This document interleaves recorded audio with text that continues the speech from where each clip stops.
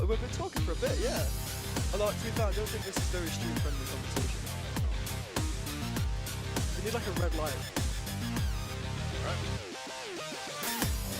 I believe so, yeah. Welcome to the broadcast. My name is Eric. I'm joined by Zach and Sam. We've stopped a little bit of our shenanigans and some of our tomfoolery to actually get into some League of Legends conversations here, because Boise State is playing. So, gentlemen, how you feeling today? Of course, Sam, thank you for gracing us. You know, we always love to have someone who's part of the team to be able to break it down a little bit more. But how's it going, brother? Yeah, it's going really well for me. I think we've had great success in scrims this semester. And this team is slightly below what we've been playing in Div 1 in the fall split. So we're feeling really confident that we can take something positive from today's games and hopefully come out with a victory. And then Zach, I mean, League of Legends, man. I've been waiting for this. It's been a long time coming. Yeah, I've been excited to like some League. I've played it.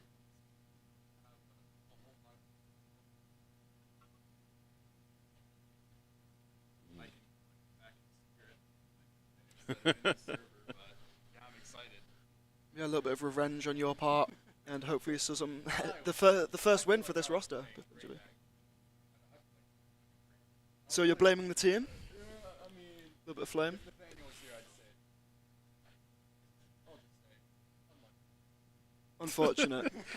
Yeah, he's not going to watch the VOD of this broadcast or anything like that. I'm totally not going to link it to him. So we're not going to send him a clip of you directly blaming him with maybe a little bit of editing in there. But let's get the conversation rolling, because we got a new season that has arrived. Big changes across the board. How do you feel the team's been adjusting to the changes? I feel like this fits our team a lot better than last season. We were struggling in mid-game to get nice team fights despite having good early games. And with the removal of Atakan, I think it's going to be really beneficial that we can set up for Barons and maybe have more comeback mechanics where it feels less lost if the other team has taken Grub's Atakan and is 2 levels up on you. So this way we should be able to snowball our early lead with getting Drakes, Grubs, and then hopefully play for like an earlier end, which is more our strong suit. Yeah, and honestly, like, good riddance Otacon. I hated that objective so much. It felt like there was nothing to play around. You just lose that, you kind of lose the game. So I'm glad that's gone. But another thing that has come up is the role quests that are now introduced into the game. Could you expand on that any further? Yes, so role quests, they are slightly different for each of the lanes. You have top lane finishing at 1250 points, mid lane and ADC at 1350, support at 850, and jungle is somewhere around the 1200 mark, I believe. These should be completed at maybe 100 points a minute, so you might get your quests done around 11, 12, 13 minutes into the game. What that does is it really locks you into your lane because you get the predominant amount of your points just by being there.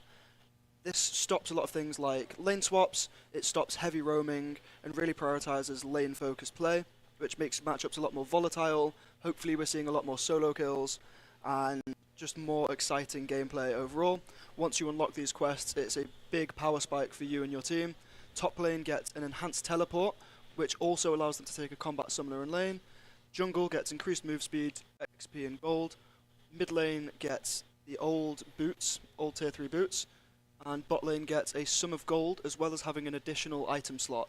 This allows a little bit more build flexibility and hopefully more items to like fight around. And then support gets cheaper control wards, which allows them to have more items and play around vision control in the mid game a lot more effectively. Overall, I think it's a great change. It brings a lot faster pace to the game, and each role feels much more powerful when you hit these spikes.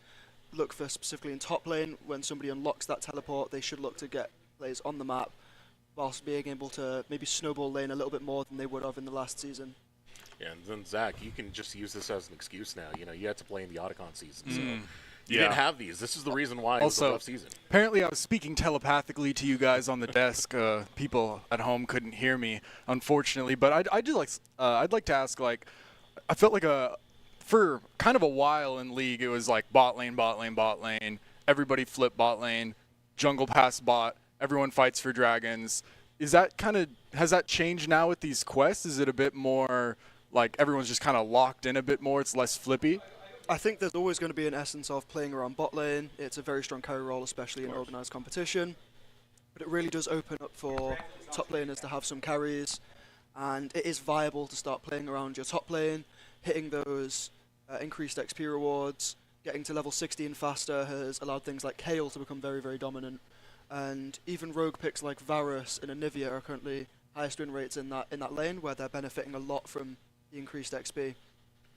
Playing for these top carries is an effective strategy, especially if you can get Grubs and Herald, but it shouldn't be underestimated the importance of having a strong AD carry, because that is how you are able to shred through these tanks, and especially with lots of tank and bruiser junglers like Jarvan and Zinzao being prevalent in the meta, you need the ADC to get through those champions. So I think we're going to still be able to play around bot lane, play to get your ADC ahead, or playing to keep them in the game and keep relevant.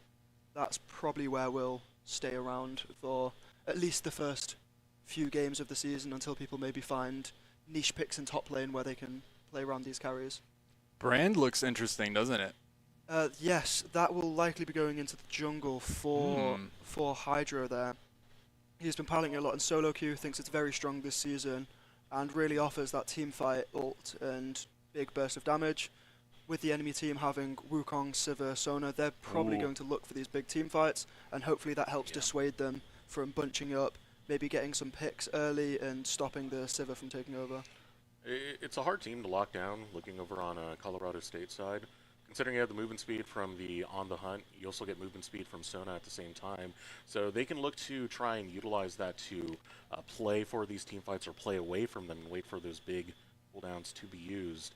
You can see that the draft, the way it's played out so far, a lot of prep coming out from Coach K, the Aphelios ban, the Nunu ban. I know the Nunu one was a big one for Dog Eats Chicken over on the side of Colorado. So homework's been done, making sure that the other side definitely going to be uncomfortable on some of these picks. Also, I mean, that mid lane looks like it could be kind of volatile. Yone versus Akali. It's interesting, kind of shorter range, not like the mages you're somewhat used to seeing playing mid. Looks like the tempo might be crazy in this game. Yes, the Colorado State mid laner has played Akali most prevalently this season, as I'm getting pushed over a little bit on the broadcast desk.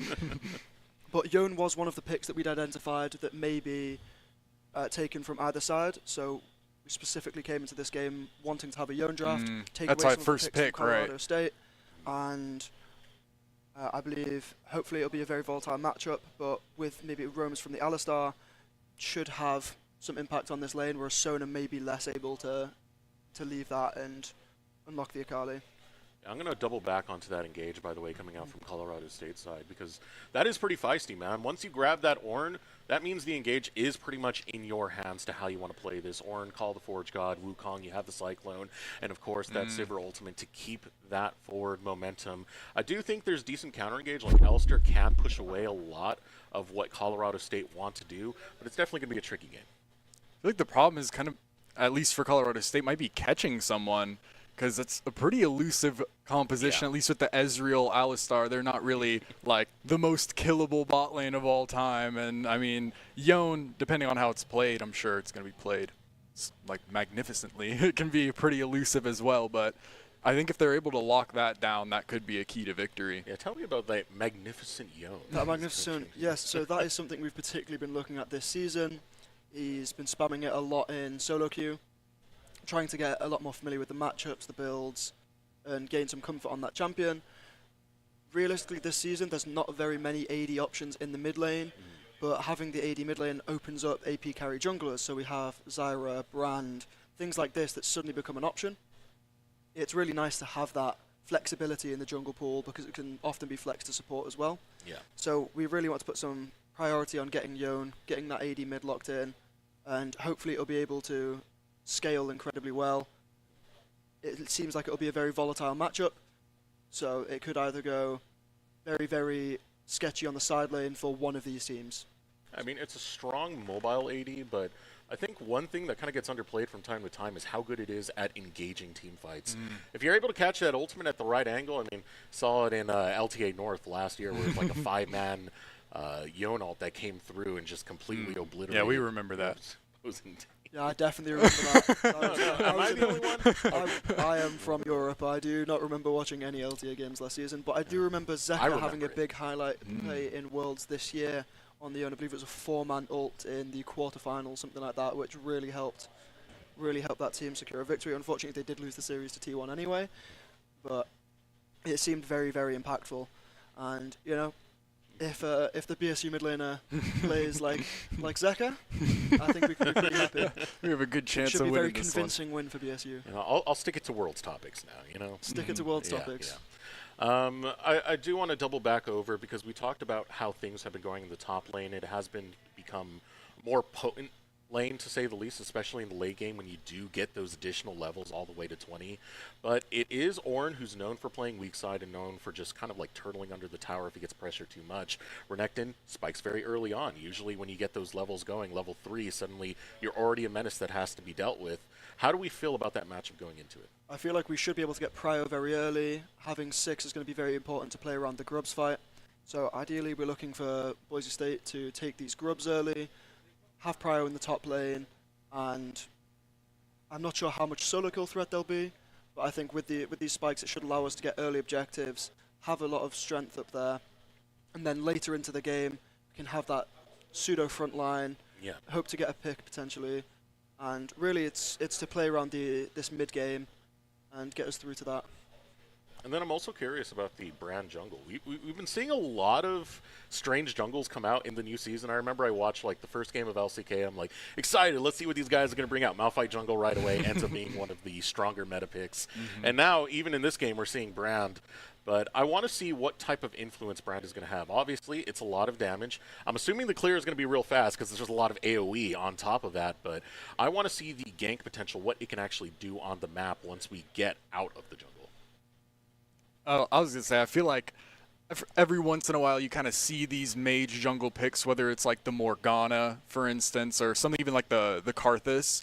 Like, it's kind of like an archetype, and I think Brand is kind of similar along those lines, but obviously you can expound more on that. I think it's going to be power farming for the majority of the game, and then if something pops up, you might be able to get a pick top lane if the Ornn's half HP, something like that. But for the most part, I think it'll be farming, hoping to get these objectives. It has incredibly good damage on Drakes and Grubs due to his passive being % health damage. Yeah. And potentially on the Ornn as well later on, that'll be a big way to get through that health bar. Does that kind of like dictate how you have to play the game though? Just like having a jungler that doesn't really have that kind of ganking potential, is it almost you're kind of making that your game plan going late and farming up, or is it still possible that like these mid fights the Brand is going to be pretty crazy? I think hopefully the Brand will be doing better in skirmishes, so 2v2s, 3v3s maybe in the river around objectives or on potential invades. I think we shouldn't expect too many lane ganks, as without setup it might be a little bit hard to hit his EQ, and if you don't hit the Q you do miss out on the passive before ult, and that is a large amount of the damage. Yeah. So I'd imagine we're going to be farming a lot, and then see maybe a large amount of burst during a skirmish, getting one pick, and then turning that into an objective or taking space. But I don't think it's going to be too chaotic, especially in the early game. Into the Wukong, would you be afraid of like an invade or him trying to get creative on the first couple waves? Because I mean, Brand seems kind of like a victim, like at least super early game, like in jungle. Like it seems like he's gonna have maybe not the healthiest clear. It could be a little bit sketchy. I think with the changes to jungle camps and the spawn timers, there's going to be less potential for an invade, especially as they haven't got any engage. Their level 1's relatively weak from Colorado State. I can't imagine they'll be doing any insane shenanigans. In the raw 1v1, I think that they'll be healthy enough in the jungle that I wouldn't imagine the Brand gets killed, but there's a chance that Wukong can come in and steal some camps. Yeah. However, it's going to be very difficult to time these with how fast that Brand clear is. He may have to sacrifice some camps to his own. I think it's going to be a very mental game, a nice little jigsaw puzzle in the jungle. And I don't think it's just that. I think you also have to pay attention to lane priority and what champions have been drafted by Boise State here. Yeah. Yone, Renekton.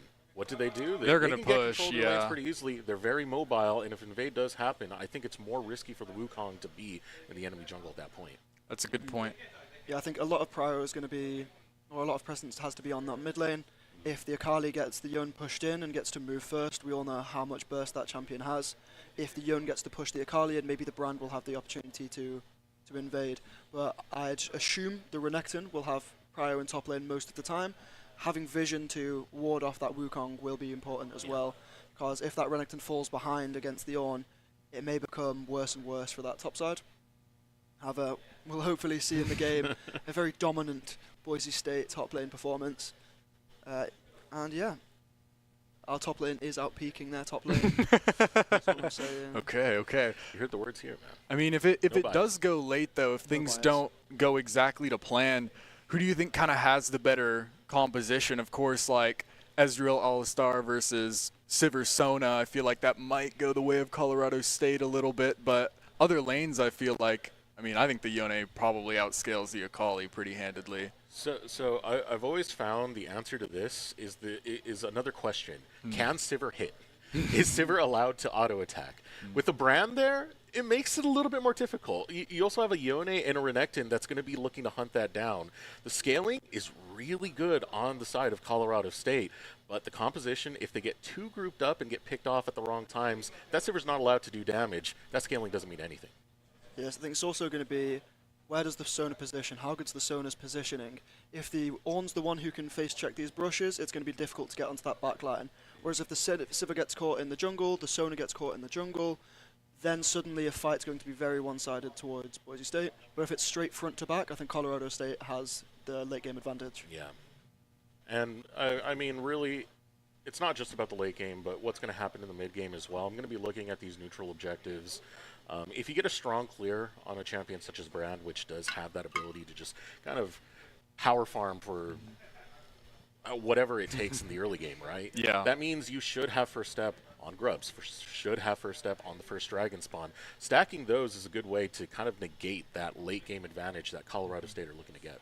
And, I mean, I think we can talk pretty much just forever about theory, you know, about draft and what's what, but, like, what do you think a win just in this situation would mean to the team? Obviously, D1 is pretty tough, and now you have a chance to play, you know, opponents that are a bit more similar to kind of our level. So what do you think a win would mean just for the morale, for the vibes, for everything for this team? I think a win for the team would be enormous. It cannot be understated how much it would improve the confidence of the squad if we get our first win, especially in this competition. I think Division 1, as you said, it's brutal, it's very, very tough, but playing against people who are more our ranks, more our skill level, I think we've got a great shot. We've been performing well in scrims, and hopefully we can just transition this to the stage now and perform really well, but it would be very, very nice, and I think it would give us a lot of confidence on certain picks and in our own ability to take control of the game. I mean, it's a tough thing to talk about Division 1 because the amount of talent that has ended up there, you still have a lot of Tier 2 talent over here, where, as in, when you look at, like, CLoL and Mountain West, it is scattered kind of all over the place, so it does make for much more interesting matchups that we can have coming forward. There's still some really great teams, though. San Jose State, not to be messed with for sure. But that's what I mean, like, the power scaling is kind of all over the place, so it makes for, I don't know, for me, a much more interesting I think something that's interesting to me, though, is I think at least this current roster, just on paper, I think has the potential to be definitely one of the stronger teams, definitely in this division, but maybe even in CLoL in general. I mean, we'll see about that. The But disparity between the teams which are full scholarship and have brought in versus which teams recruit players from walk-ons each year, like it varies drastically. It does, yeah. And that's because some people graduate, some people enroll in the university that you would never expect, and it means one year you may have a gold Faker's jungler, getting you his may have- economics you may degree. have a challenger jungler. It's massively varying, and it'll be interesting to see what sort of rosters come out of each of these teams. Some teams may surprise us and have something incredible up their sleeve, and other teams may be the same as last year, and we can prepare really well for that.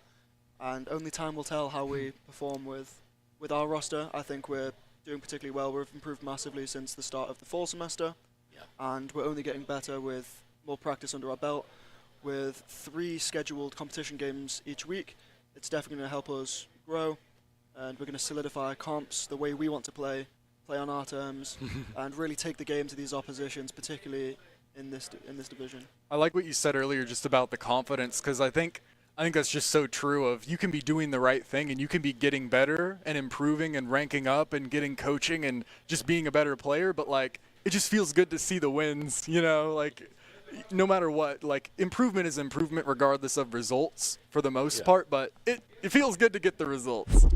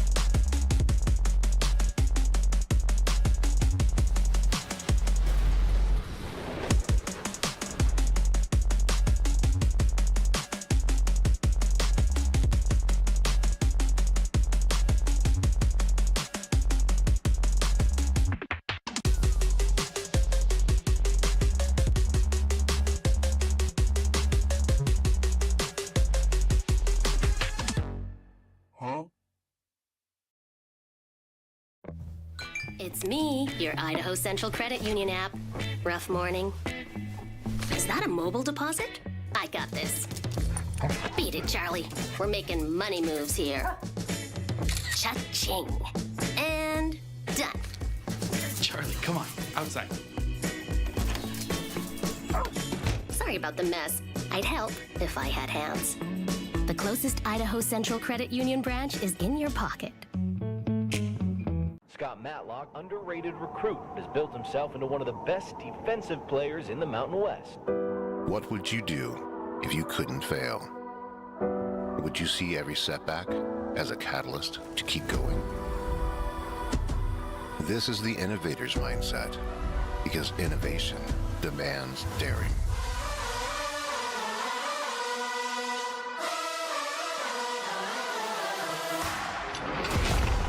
Is finding thousands of ways that don't work, and the one that changes everything. It's when your unrelenting spirit sees the world's needs and says, I will create something better. So, what will you do? Will you let your genius run wild? Give yourself the space to be great? Set your sights on something even bigger, because we know changing the world doesn't happen by chance. It comes out of the blue.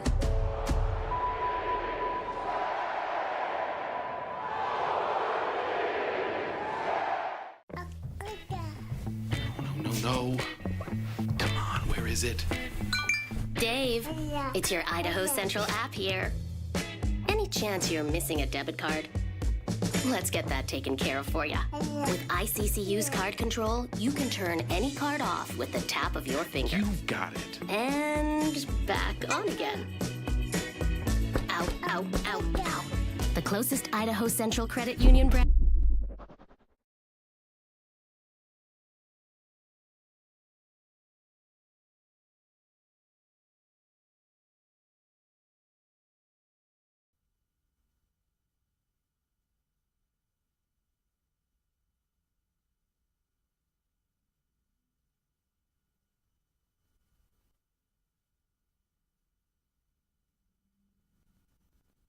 The ultimate found by the cake will get the backline. Dog eats chicken, still gets one in return. You can see that the Alistair is still looking for the chase, but Keen will put in that distance, but Ego will bring in the damage and burn them down. Alpha forced to run away as Boise State will take the team fight. When do you see a fiesta like, 11 minutes?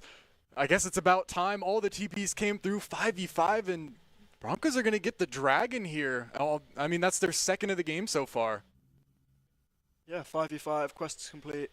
It's looking really beneficial. We're up in kills. Well, look at that, the Brand's already 3-0. Brand's 3-0. It's going to clear even faster than it was last time. And interesting also to mention, top lane definitely in the favor of the Renekton so far, which, it's pretty good getting those quests and getting a head start on level 20. Yeah, it should be good. Should be good. I don't believe any of the quests are complete just yet. but hopefully they should be coming up in the next minute or so. A good timer to see is the mid lane. You'll see the boots upgrade, and once those boots upgraded, they will get an empowered recall as well as all of the bonus stats. There we are, top lane complete for Rat. That will give him the empowered teleport, and hopefully he'll have that for the next big fight. Got a pretty good item advantage already with the Black Cleaver. Yeah, I was going to mention He has indeed. pretty significant right there. You can see the itemization coming out on the opposite end from Rivulet. Does have the steel plated. Did build that bramble rather early, so just trying to defend. Good dodge. Now the fight breaking out. Cake for the hunt onto this Akali. Find too much, we'll just retreat on back. Decent trade back. That was a good move from Bossers. The backflip with the shuriken to get the damage, but the Cake trading back and staying pretty, I mean, down a little bit of CS, but pretty solid into this matchup so far, as top lane is in a great position for Rat here, forcing Ornn to kind of walk really far up to get this wave in. Challenge right now. Ooh, the gank Hold is allocated maybe on the way. on the Colorado side. Going to this Wukong, really effective for a lot of the early to mid-game plays you want to make, as we are pretty much entering mid-game right now. We're getting some of that gold onto the Sivir team. Definitely going to be a big playmaker there. Stopping the Akali is definitely a great spot in Boise State. Make sure that assassin's not going to tear up his back. I think as it scales, we hope to get some cryo with better wave push. And in the top lane, seeing the Ornn build, I know there's a certain Ornn one trick on EU West, and there's Macro who will be tearing his hair out right now seeing the Army Cinder build.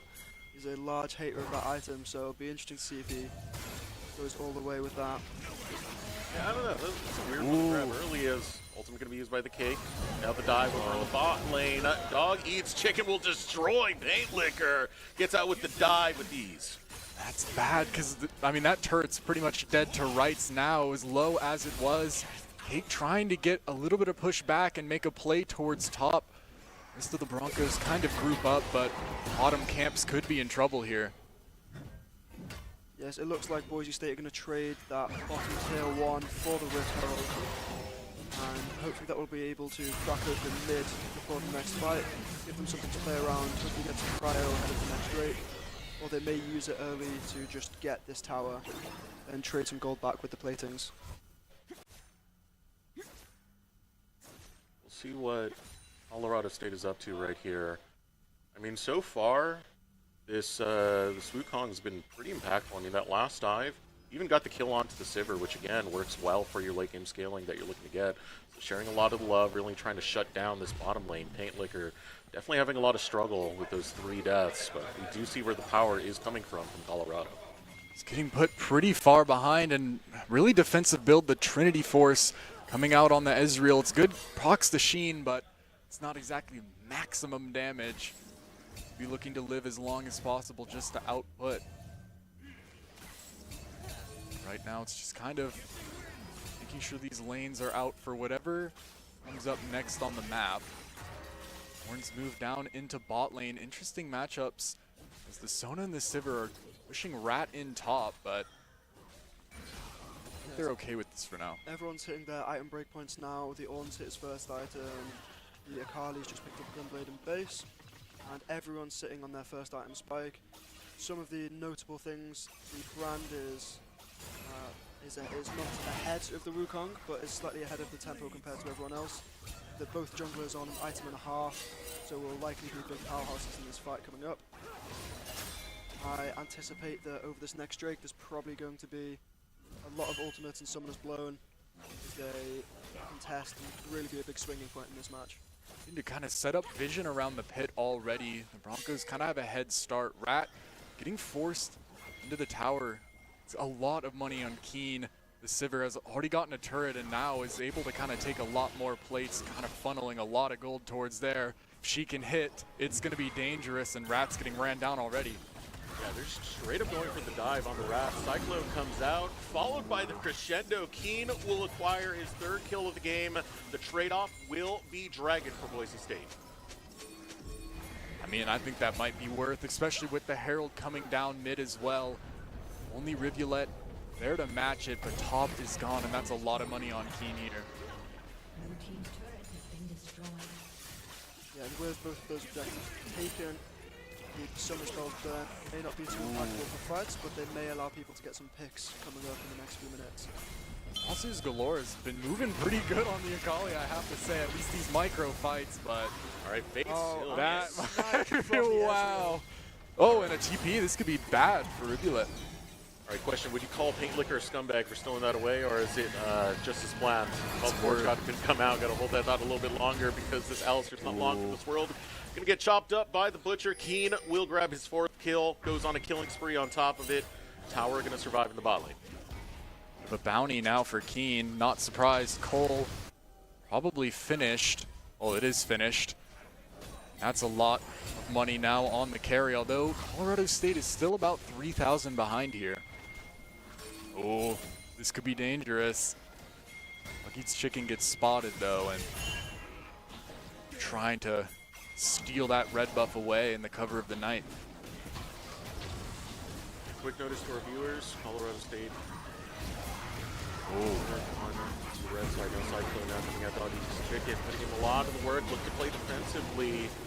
Alistair doing what he can. Ego backing off. Does find that stun on the Dog Eats Chicken. It's doing a considerable amount of damage. He kind of baited. Is available, and again, that Ornn hasn't built too much match resist. All armor stocked up, so the cake's still going to go forward. Alpha falls to Paint Liquor.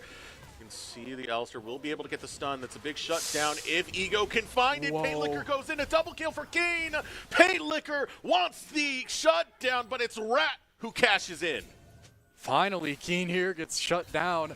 And that's crazy that that fight even breaks out in there over a red buff to begin with. But I think the Broncos will be happy with that still, nonetheless. And that was the flash as well on the Sivir, which will be good for the future.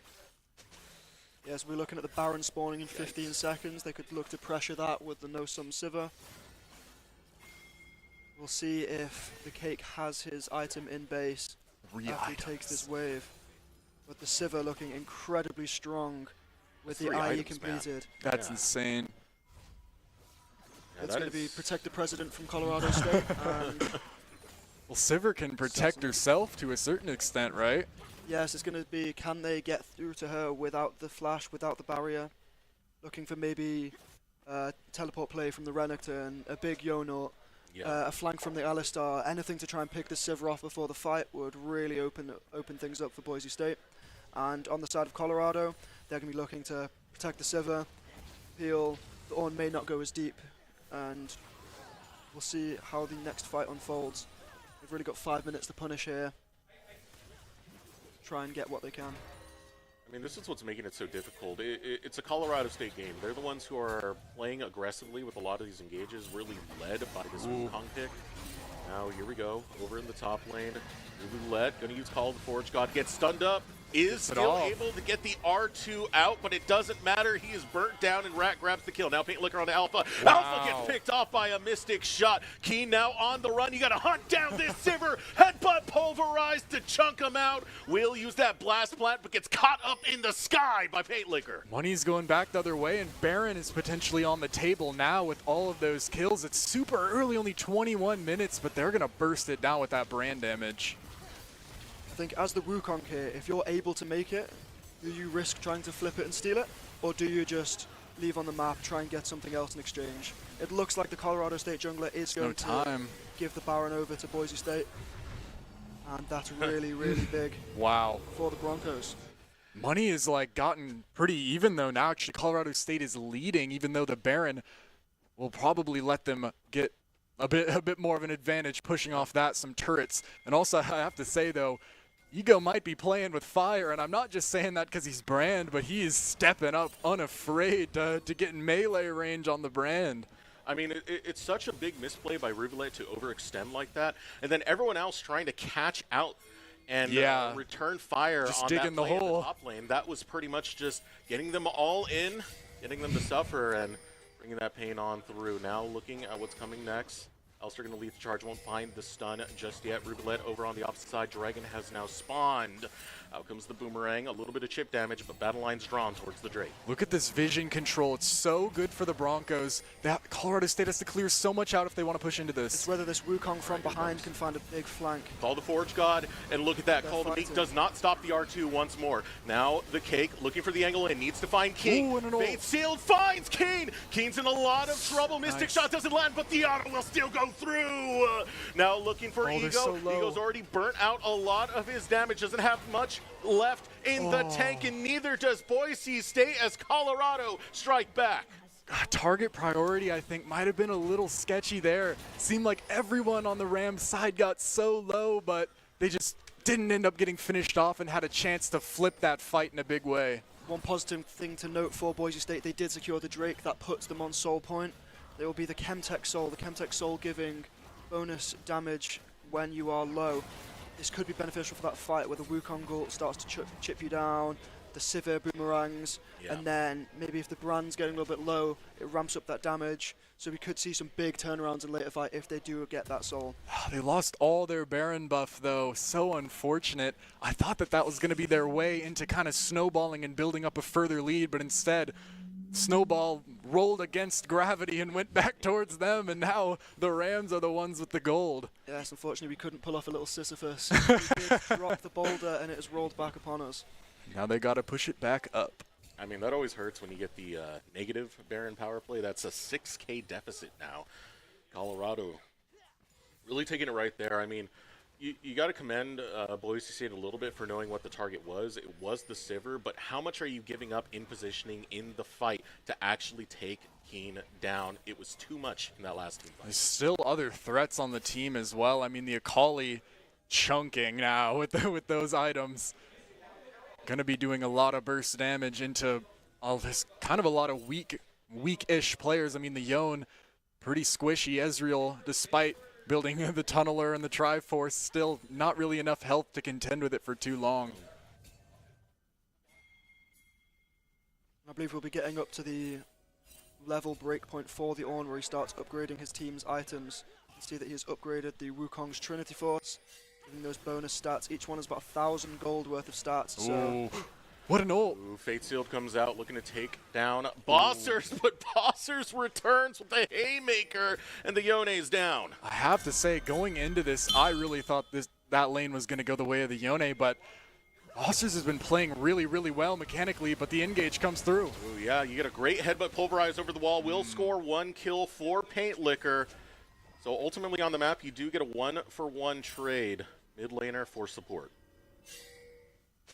Tempo-wise, not completely worth it now, as it's difficult to kind of try and match all these, and there's just been so many more turrets taken on the side of the Rams.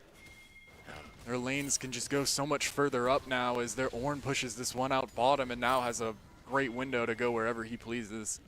And this is a tricky little conundrum that you have for Boise State if they do want to fight back, right? Because you still want Keen to go down, but you're seeing the damage that Bossers is doing. And even if you do find that hard engage and you start burning stuff like the Pyroclasm, Seeker's Arm Guard is built. So now you have another layer of protection for these carries that are big threats on Colorado's side. Arxio 7 stacks as well. That's kind of the danger. You pick an assassin, you kind of almost have to contend with that. You might either go get a bunch of kills or be like pretty much effectively useless. Bossers, a lot of experience just on the mid lane assassins in general. I mean, making the snowball go their way even more. I think we're going to be looking for the next team fight may decide the fate of this game. It will either be around Baron or the Soul Point for Boise State. People are on the edge of level 16 on the side of Boise State. The Brand, the Yone, they're very, very close to this third point in their ultimate. Could be quite decisive. The top laners, they're getting up to level 17, 18. They're going to start exceeding that, going up to the level 20 with their quest now. The Ornn, you can see, is upgrading the Sivir's items. The Akali, the Wukong, they're all getting this influx of gold that you don't quite see on the scoreboard. That's around 4,000 gold worth of stats now that the Ornn has provided. Wow. And in another level, that'll be another 1,000 going over on the Sona's front. Taking a look at the timer, we got 15 seconds before that soul does spawn. If Boise State are able to grab it, it's kind of a tough ask for this team. They're not getting the first foot onto the river. That definitely benefits Colorado State quite a bit. Wukong can be very elusive for starting up these fights. You want to put this Alistair in a good position. In a good position, Bossers looking for one of his own. Goes over a control ward. Jake now looking for the chase onto Bossers. Lost the outplay, but here comes the Wukong. Dashes forward, does not use the Cyclone Dragon started by Colorado. It's so difficult to try and get into this because Colorado State has so many ways that they can start a fight just like this. Okay, Pyroclasm comes out, call the forward shot, not gonna land. It goes wide. Bossers still deep in there. Dragon going over to Colorado State. Now one gonna get picked off. Alpha grabs Egos, looking to back right on out is the cake. Pulverize gets a double knockup, but it's a double kill, triple kill coming out for this Akali. Colorado State find the ace. As I was kind of mentioning, it's when you don't have the vision, when your team is a little bit slower, they can't set up the objective first. You're almost kind of on the response to whatever they choose to try and do with that engage, and with so many things available to them. The Call of the Forge, I mean, Wukong spinning around, hitting everybody up, it's just difficult to get into those fights. As we discussed, the late game front to back team fight power of Colorado State, they're getting to achieve that. They're getting exactly what they want from these fights, and so far it's leading to them getting Baron. They deny Boise State Soul. Baron coming through too. Yeah, that was one of the big things we were talking about during that championship. Late game power spikes. It really does benefit the side of Colorado, especially with the river. And now that you have Bossers so far ahead on this Akali, two big threats, two big engages. There are so many different points of attacks coming out from Colorado, and you have so few resources to be able to respond to it on Boise State side. Things are just kind of compounded at this point because I think Colorado State being able to get such early towers has let them kind of control the lanes easier and get pretty much a CS lead in every lane except for top. Rat keeping even, but I mean, Team has 300 now, over 10 per minute, and the money just keeps rolling in for their ADC. Yes, that Guardian Angel soon to come out for the Civ will make it even harder to target and burst down Oh, in those Rat team might fights. be caught. He's gonna have to fight his way through, but there's too much damage. Gator Boots now belong to Keen as they'll run through that top side. He's got exploded like he's playing like Janna. That was crazy. You can see on the opposite side of the map, Boise State are trying to find a push of their own, get some map pressure back in their name, but that's so hard when, first of all, Colorado can out-team fight you, and secondly, they have the Baron buff, they will get the fast push. A big engage here from the Alistar. Boise State looking for a nice fight here. Trying to turn it back around. Gets turned back with the Sonar up with the Cold Forge God. Oh, there's not And much the left. Sivir Boomerang is just tearing through Boise State. The Akali going forwards, dodging the Yona. And the Akali and the Sivir really tearing through the carries here at Boise State. As Paint Liquor is nigh for this world. Tanking the tower like the tickle monster. Good catch. That Jack Show is really ramping up his You're in armor. your bag. You're in your bag right now. Now, unfortunately, it seemed like that was kind of the pivot, that fight after Baron led it to the end. Yes, and the Nexus falls in Colorado State's favor. That is game one going their way. It was kind of like what you were talking about, Sam, right? Front to back really does favor Colorado State when they had that composition. Again, two big engages, two big threats. One of those being a carry in the Sivir that gets in the late game can be an absolute menace. The only time we saw Boise State kind of taking these very, very dominating leads in team fights was when they were able to find them apart and pick apart Colorado as opposed to finding them on the 5v5 front. Yeah, I think having this position in the river first is really, really important. When you're walking into the Ornn, into the Wukong, they're very beefy frontliners. It's hard to get through, and then the Sivir, the Sonar, it's very, very hard to access them. Whereas in the fights where Boise State ended up winning, they often had control of the bushes first. They got to play on their own terms, chunk people out beforehand, and unfortunately they weren't able to do that as the Colorado State team scaled up. I think a lot of that focus, again, towards the bot lane, doing those dives very early on with the Wukong and getting Keen ahead on that Sivir. And then even in the mid lane, you didn't really neutralize the Akali, so you had the situation where Bossers was able to just kind of run rampant throughout the game. Yeah, I mean, I think at least going into the mid game, I was very impressed with the Broncos' ability to keep even and even up gold. Like, they were controlling the objectives despite, you know, like bot lane getting pretty much focused down, and because they were trying to get the Sivir ahead, and despite all that, they were able to keep even pretty much and until look like they were. I thought they were favored after that Baron, especially up money Baron up, but that fight just ended up just not going their way, which kind of just a lot of the time that's how it is, because once they get that money rolling, it doesn't really stop. Yes, especially in that. Since you guys have been in here, some things have changed. We've updated this place to be in its final form. New cabinets, new counters, all sorts of new stuff in here. This has turned into a place that wouldn't look out of place at an SEC or Big Ten football facility, and Dairy West has allowed us to have it here. We've taken a holistic approach to our player nutrition, and we're really thankful that Dairy West has made sure that our fueling station is the best in college esports and really at industry standard for any college athletic department. My friends know me as Derek, but I'm also Master Sergeant Raxter.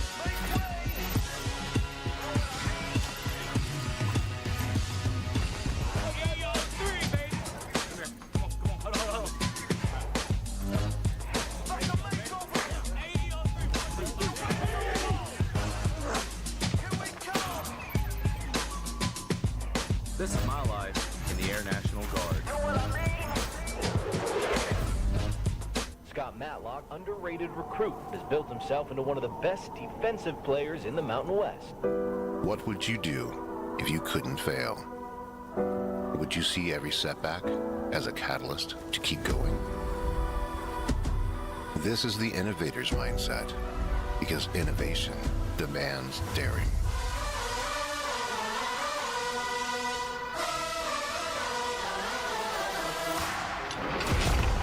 Is finding thousands of ways that don't work, and the one that changes everything. It's when your unrelenting spirit sees the world's needs and says, I will create something better. So, what will you do? Will you let your genius run wild? Give yourself the space to be great?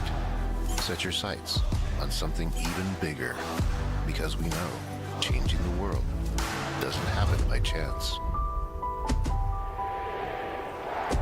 It comes out of the blue.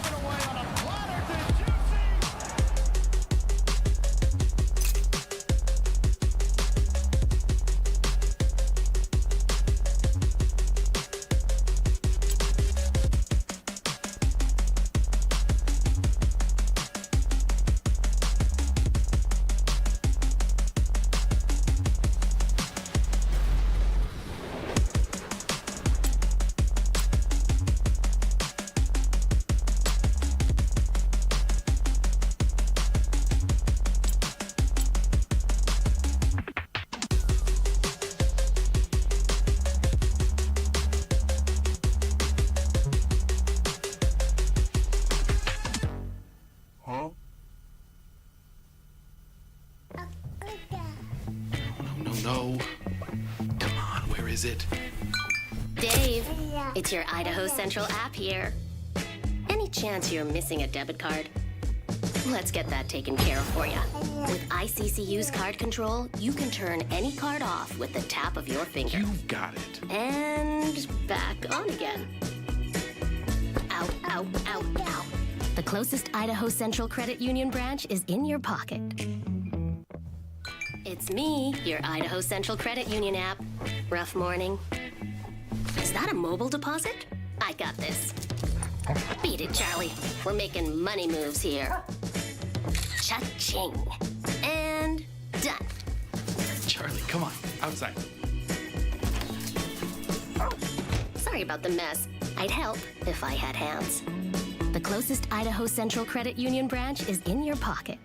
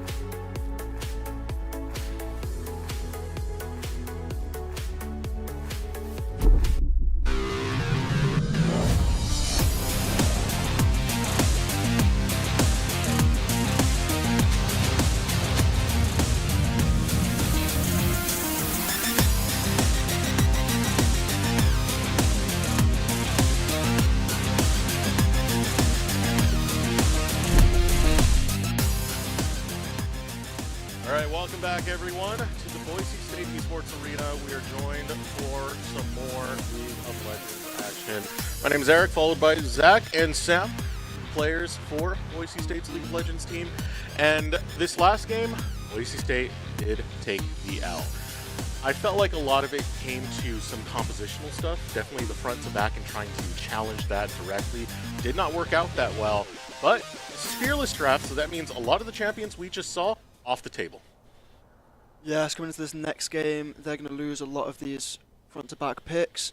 Whether they look to pick up a similar thing with a tank in the top lane, it's unknown.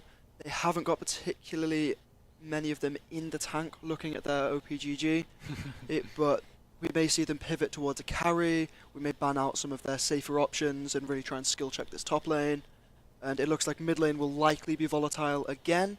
Jungle could go anywhere. It's got a plethora of picks from both sides. And then bot lane I think is going to be another big focal point of this game. Very deep champ pools across both sides. And that might be a big carry for both teams. Boise State may look for something stronger in the mid game with better scaling. The Jinx, the Yunara, the Aphelios. And here we get into draft.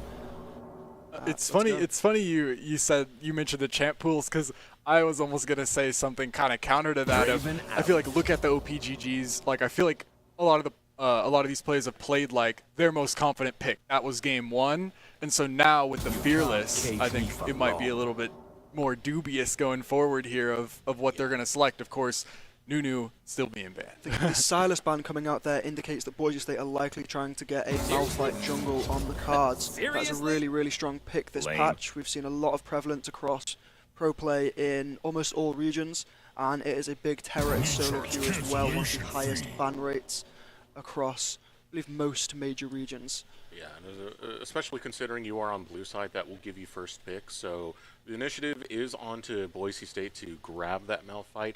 If it's left up, there's still one more ban for Colorado. Yeah, I was gonna say. They're eyeballing it right now. Yes, I They're didn't like, want we can't to let say that it. happen. Yeah, I didn't want to say it because I was gonna. Yeah, like if you ban the Silas, like first, they're gonna have a chance to ban it back, and so I mean, maybe you're still okay with banning the Silas, but now I mean, you have first pick, and you might have to reevaluate a bit of what you wanted to go with here. I think Boise State likely going to pick the ADC or mid laner in this B1, and we'll see what they lock in now.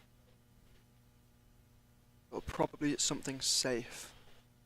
Maybe with nice mid to late game scaling. More aggressive picks we saw right out the gate with the Akali and Yone being picked on both teams.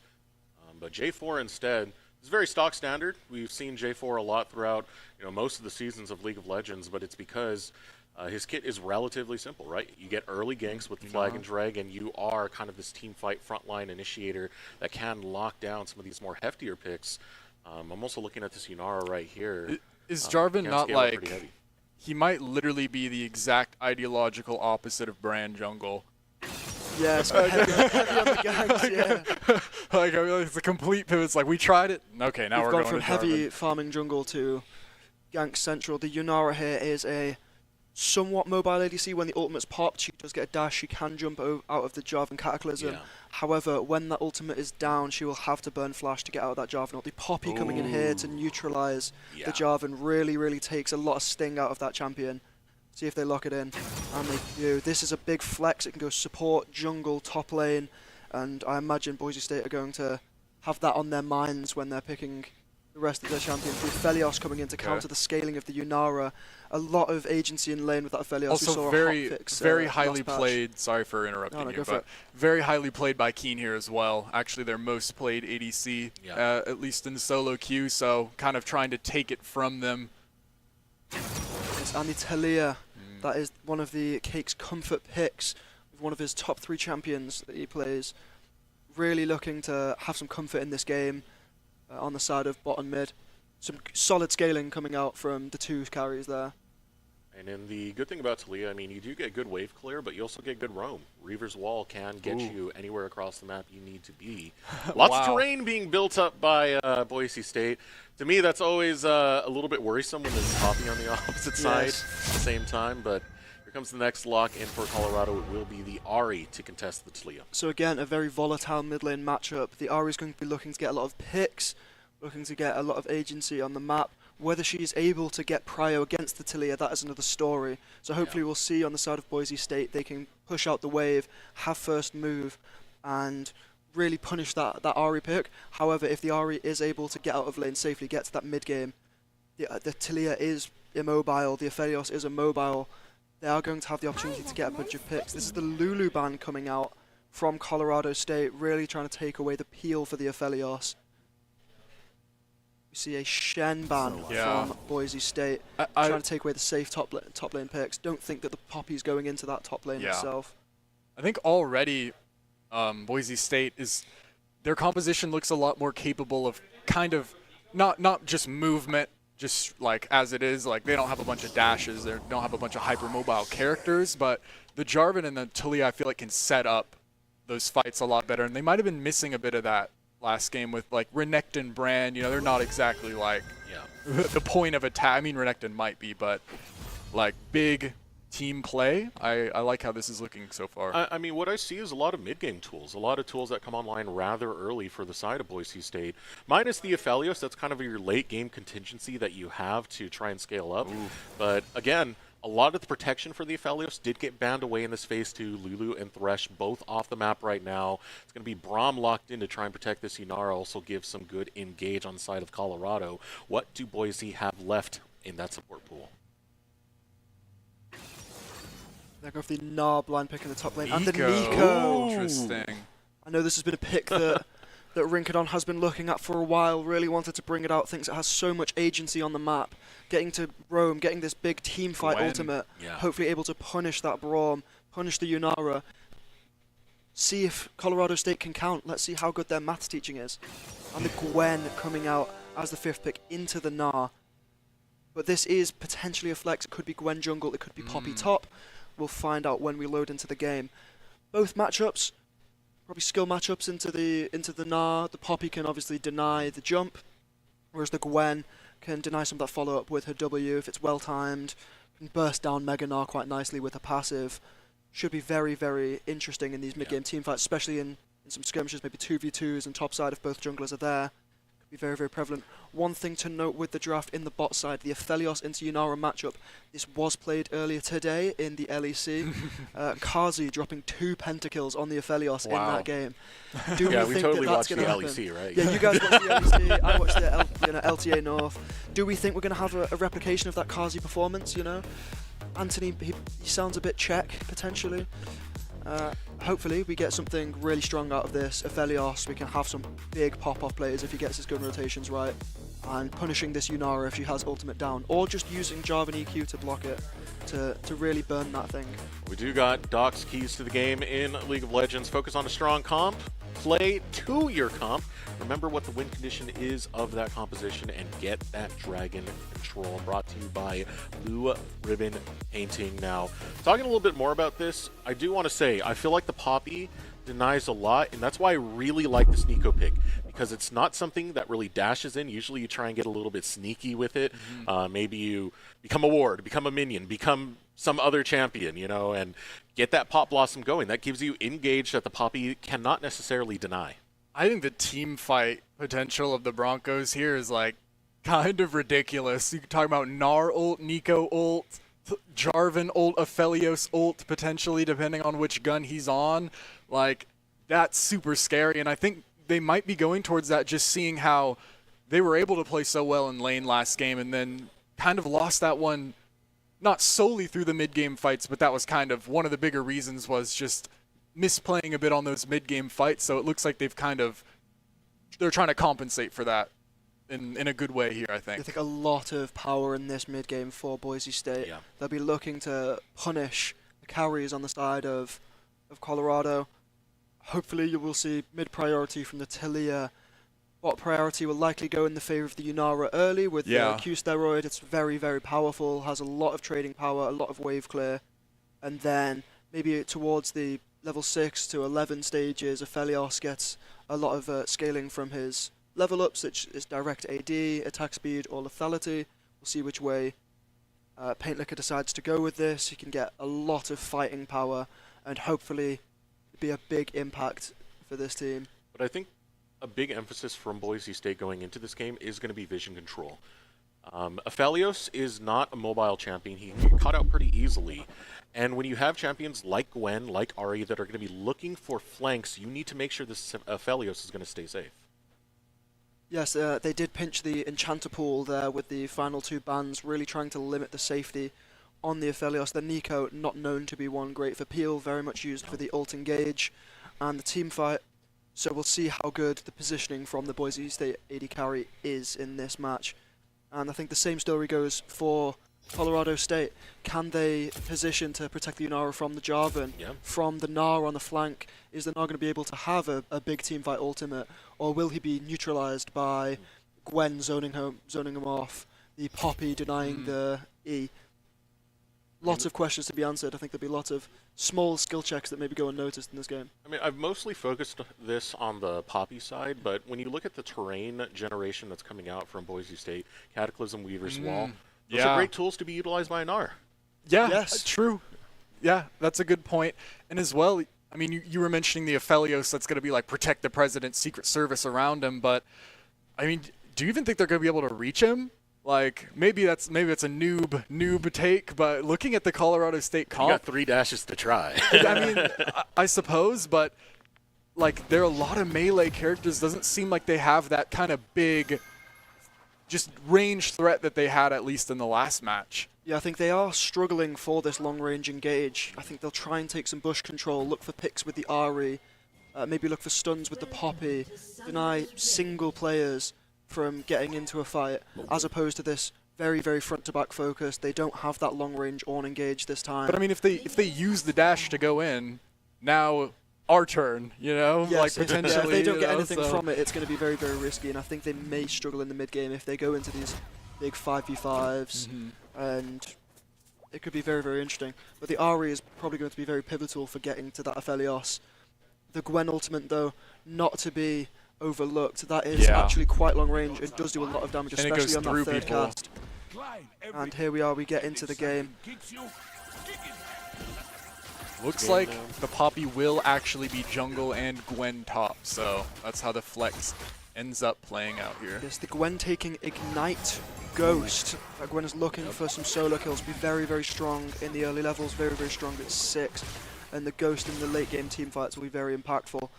When at around the 13 to 14 minute mark, when they get that quest, will unlock a teleport to impact the map, whereas the Gnar has got teleport off the bat. This will give you an empowered shield when you finish your quest. You'll teleport in with a huge shield, hopefully able to impact this, which Gwen will be stuck across the map if they are side laning. I mean, these early stages in the top lane for the laning are going to mean so much. Because if somehow, some way, especially if Ego can get up there and influence this top side, try and take a kill off this Gwen rather early, that's going to take away a lot of what Colorado State is looking to do on the top side. I think there might be solo kill potential here, kind of for either side. I feel like they're going to want to try and push. Scary, man. They're going to want to try Ignite and push makes it scary for me. Yeah. Well, the Ghost Ignite, if Rat maybe uses that jump at an ill-advised time, he could get sprinted down. As looks like the junglers started opposite sides. Poppy's tapping bot to top and Jarvan top bot here. We see trades in the mid lane, both of them getting relatively low. But a CS advantage heavily in the favour of the Cake. A whole wave up at the moment. Maybe took some very beneficial early trades there and got an advantage. Not a bad time. I mean, you still got priority moving down, but here comes the charm. Wow. Forces out the flash from the Cake early. A nice hit from Bossers, but Rat's got to watch out here. Once you fall towards that 200 health mark against a Gwen with Ignite, it just takes one combo to take you down. Just an EQ Ignite, maybe. Oh, I almost thought I was going to call it in time there. Rat really playing dangerously with his life. I think has the teleport to be able to come back, but he's probably going to miss a few minions for this at least. Yes, this is one benefit of taking the teleport. Yes, you miss out on a combat summoner in lane, but if you have these trades, you can get back to lane. You're not missing that much XP, you're not missing that much gold. You see the Ahri using the teleport into the mid lane, and so that will be no teleports on either mid lane, but the flash advantage in the Ahri's favour. So especially at 6 here, it might be dangerous for the Cake, but for now, a small CS advantage. You have to be very, very careful. For the cake, once level 6 comes in, that is going to be Dog Eats Chicken's cue to try and gank onto that mid lane. Flashless Talia is very vulnerable. You're going to need that warding, and you're going to need to play it a little more safe than you normally would. Talia's kind of up a lot of CS right now at the moment, at least. Lane is being thoroughly kind of in their advantage here, and I think the Jarvan has a bit of a tempo advantage. He was back from base probably about 15 seconds early, so that could be an interesting timer to try and get something done here. Maybe either bot if the wave pushes down in bot lane here. You know, and despite having that teleport, you know, the wave was pushed in by Rivulet, so Rivulet gonna have a slight lead here on the minion wave. Touch more CS can be very intimidating. Rat will still have to watch out for that combat. There's 15 seconds till the first Drake spawns as well.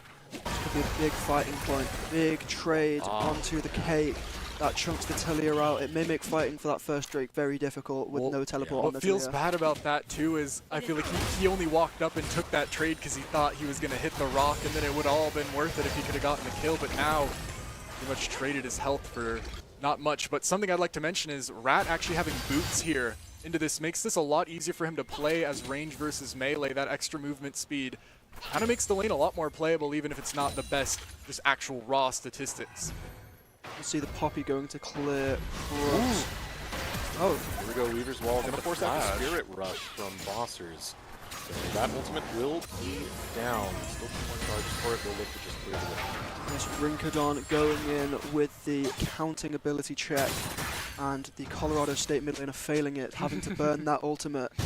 Leads to Boise State getting the first Drake of the game. Wow. They're going to be hoping to stack those up and really put pressure on towards that 15-20 minute mark when it's getting to Soul Point, getting to Soul. Forcing fights if they're ahead is a great way to initiate these, I really things like and this. make use of your gold lead. I really like how the bot lane is playing now this game because they've got the money advantage. BF Sword in the hands of Paint Liquor.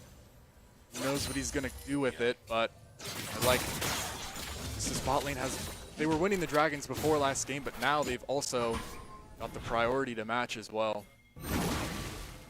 No Spirit Rush for Bossers at the current moment. So Cataclysm going in, looking for Dog Eats Chicken. The root comes through, and the flash now from the Poppy. Out comes the seismic shove. It finds Bossers. He has his flash available. He's going to hold on to it as priority of this river belongs to Boise State. Yes, Jarvanaut traded for the Poppy flash. Definitely going to be worthwhile. Grub's going to come up soon. That is the Poppy. Quite vulnerable on that objective.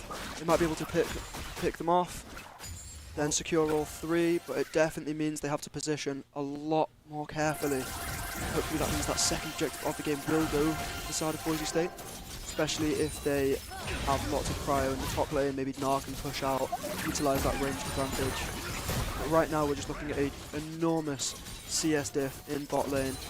Might get recuperated if the Yanara can CS on the tower, but Dog Eats Chicken going well. really, really lucky to get out there. The whole reason that fight even started, he was 1 camp behind getting level 6, which could have made things a little bit different. It was the perfect time to take it, but unfortunately not really rewarded for their efforts as they're only up 100 gold, about as even as you could get here. No one dying yet. And I have to give a little criticism over to Colorado State. Dragon's already dead. There's nothing to fight for over there, so losing sums and getting punished like that definitely going to hurt, because now you've given Boise State a situation where they can push for those grubs I mentioned earlier. Coming up in 10 seconds. Talia has first move on that wave, can push it out, get prio. We'll see if Boise State want to start it immediately or if they are going to wait. And I think they even have the potential to go crazy here if they want to move Paint Liquor up to mid lane, potentially for a rotate like that. He'll have the ability to do so, pushing the wave right now, but... Is the Nico chilling as a minion, making it very, very difficult. Both supports have moved up for this grubs fight. Poppy's kind of sandwiched. finds it on Rinkadon. Rinkadon's going to put the Pop Blossom, only lands onto Alpha, but out comes Glacial Fissure. Rinkadon's caught out. He's running critically low in first blood. Belongs to Bossers. Now able to find the slow onto the Cake, who burns his flash, gets caught by the charm. Dog Eats Wall will pin him against the wall. And now Rat with the Meganar ultimate underneath the tower. Flag and drag, triple knockup. Ego gets the kill onto Rivulet. What a play from Rat. I was about to say he was walking down from River that whole time. Like, guys, don't leave me. I'm trying to join the fight. And he was able to join it on his own terms and recoup a bit of the losses there, but still decent for Colorado State. Great link up from the Boise State top mid laner to try and recover that play after some critical abilities were hit on the side of Colorado State, allowing them to get those picks. They're going back to this grub, seeing if they can get the rest of them. I like it. Yeah, I actually Smites up the Java. actually love it, because the fight that happened earlier, Colorado State, they burnt a lot of resources to get that kill advantage, to get that first blood. Spirit Rush, no flash on Bossers. This means, hey, positioning belongs to Boise State. They get the first step on the grubs, and they'll claim them. As we said, first two objectives go over to the side of Boise State. They're going to want to stack these up, really apply some pressure. Next Drake spawning in 10 seconds. You might look to see some item breakpoints potentially come through. If not, they may stall out. There's a small CS diff in the bot lane. Scout Slingshot versus the BF Sword puts the Aphelios slightly ahead. Mid laners are relatively even, if not slightly favoured towards Ari. And the junglers both sitting on components right now. Paintlicker might be in trouble here. Looks like the roam coming down from Bossers, but changes his mind when he gets a little bit more information. And we're seeing in the top side, the Gnar is starting to find some advantages over the Gwen. The CS has been recouped. What's that build? What's Gwen build? That would be the new item, Dusk and Dawn. Okay, which what does it do? Which gives you health, attack speed, and is built around applying on hits. If you use an ability, it will apply your next on hit twice, while being just a generally good stat stick. It's built on champions like Gwen, Diana, Echo, and Volibear predominantly right now, and has been a big topic of debate as to whether that's the Gwen blowing the ultimate. Oh, it's still able to chase down. I mean, the Ignite's still there, so you wow, push for this, and that is enough damage. Rivulet will take down Rat in the 1v1. Wow, that didn't look like it was going to kill at all, but like you said, the Gwen ult is not to be trifled with. Yes, Here we go. Pop Blossom able to land onto 3 in the river. Now looking to jump in is Keen. Keen finds the angle, and Bossers will find Rinkadon. Now stunned up against the wall. Paintlicker has nowhere to go but to the respawn, and Ego will flag and drag away as Colorado take positioning on the Dragon. So that's a fantastic brawl ult there, catching everyone, really disrupting Boise State's position and fighting in that choke. Has been their downfall. Looks like it'll be the second Drake going over to Colorado State, trying to even up those objectives. Unfortunately, Colorado State coming out with the slight item advantage, and Boise State being punished. I'm going to give a lot of credit over to Bossers. There have been some slip-ups here and there that have gone through, but Bossers is really on point with a lot of these charms that are being found. Really good mechanically for sure. Yeah, and that's a 202 Ari that you have now taking a recall, looking to cash in. Yeah, really making use of that pick. Looks like it'll be going towards the Malignants that they probably have in base. That is ultimate cooldown. They'll be looking for more picks. One thing you sacrifice with the Malignants is potentially a little bit of wave clear. But once you're 202, you're slightly up in tempo. I imagine that won't be a problem. But that ultimate haste and the slight burn, shredding magic resist. If anybody gets hit with the charm, on top of that, they're going to be shredded massively and take so much damage. If they get one of those charms off before the next team fight, which will likely be for the Rift Herald, it would be a big swing in Colorado State's favor. Time has passed too. Bot lane's kind of lost its advantage here. Kill going towards Keen, and CS now even in his favor. Cole stacked up as well. Money slipping away from them a little bit again. He had some advantages early for Paintlicker because he's not going the Cole build, so he should be more effective on the map. But you got to keep in mind, it's still an Aphelios that needs time to scale, and Keen is playing that scaling game with Cole still few more stacks underway as now a little bit of a skirmish over towards his top side. Fortunate thing for Rivulet, even though it's a big gamble to take that Ghost Ignite, Ignite is still on a rather low cooldown, so you can look to start pressing your opponent once more.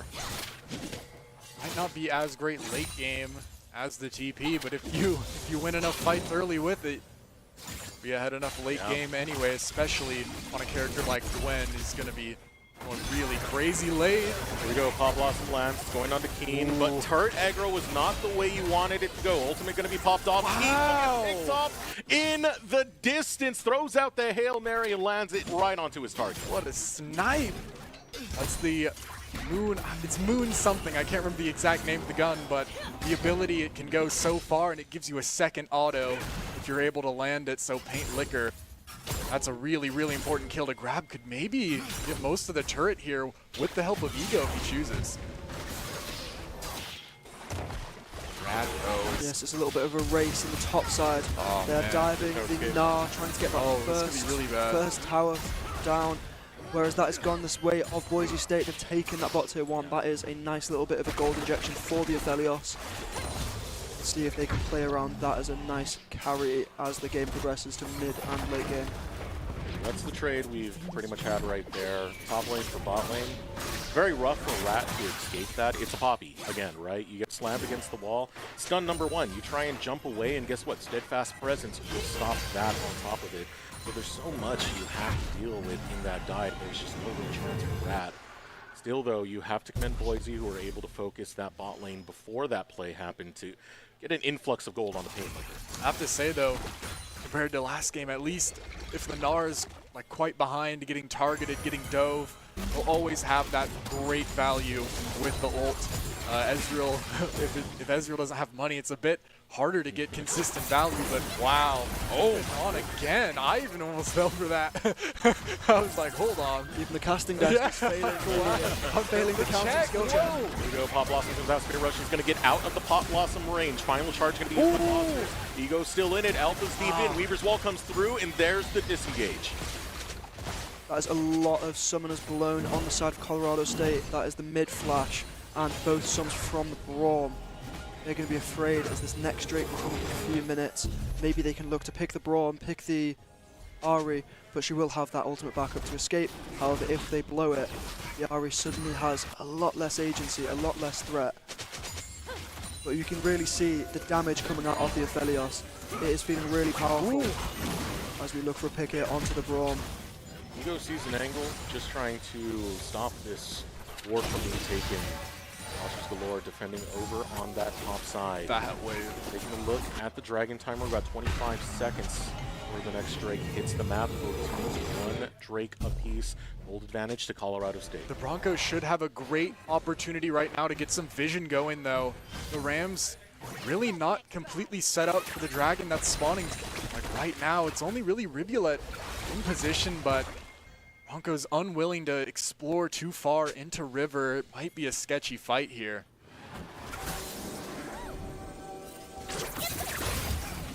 Rinkadon, the positioning we see from him will be big to engage. Again, if you're engaging very forward, that plays into Poppy territory. Steadfast Presence will block the Flag and Dragon build. Block the hop from Rat. Here comes Charm lands onto the money. Here goes the Pop Blossom. Chain CC finds the Ahri. Alpha trying to run away, but here comes the Gwen. That's a big threat and already on a killing spree looking for kill number 2. It's a double kill. Rivulet going for more. Can't take it off the top. Rat looking to fight back. Wants that Meganar form, but this is a challenge. Press, and it's a challenge met by Boise State. Ego going for the chase on the Dog Eats Chicken. Here comes Paint Liquor. All that damage ready to unleash from the Aphelios as Rat will splat Dog Eats Chicken, and that is Boise State getting a 3-for-3 on a fight that looked a little bit suspect for a moment, but they fought back. They might still get more. They do have the health advantage here if they want to keep hitting this turret with the grubs, and that fight looked so much worse than it ended up being.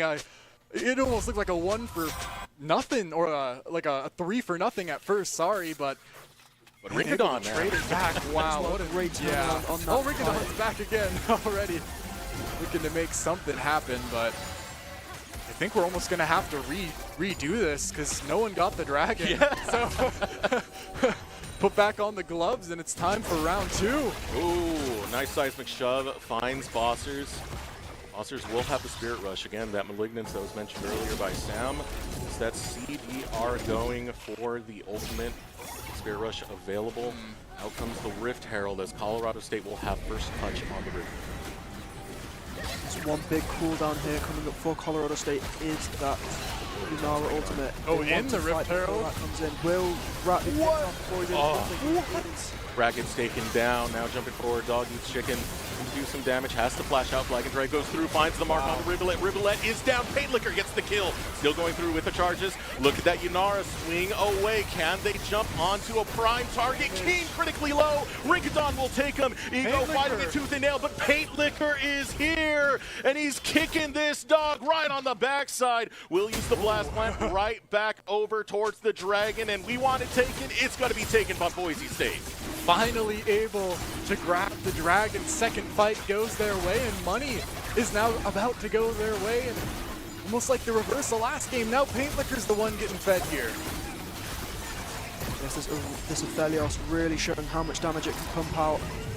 Yunara getting a lot out early, but when this Q's falling off, she's being a little bit of the tickle monster again. That ultimate is such a key cooldown for the champion that it was good that Boise State managed to find that fight before she particularly got to utilize it. I do have to say though, shout out to Dog Eats Chicken for hopping in the Rift Herald and knocking Rat up for the kill. That was insane. That is certainly one way to start the fight when you're lacking engage. I've not seen that before. Shelly used as a budget order. Rincadon, what are you up to here? I see that minion. It's not moving like the others. Something's a little bit suspect on the side of Boise State. Colorado surely sniffed that one out.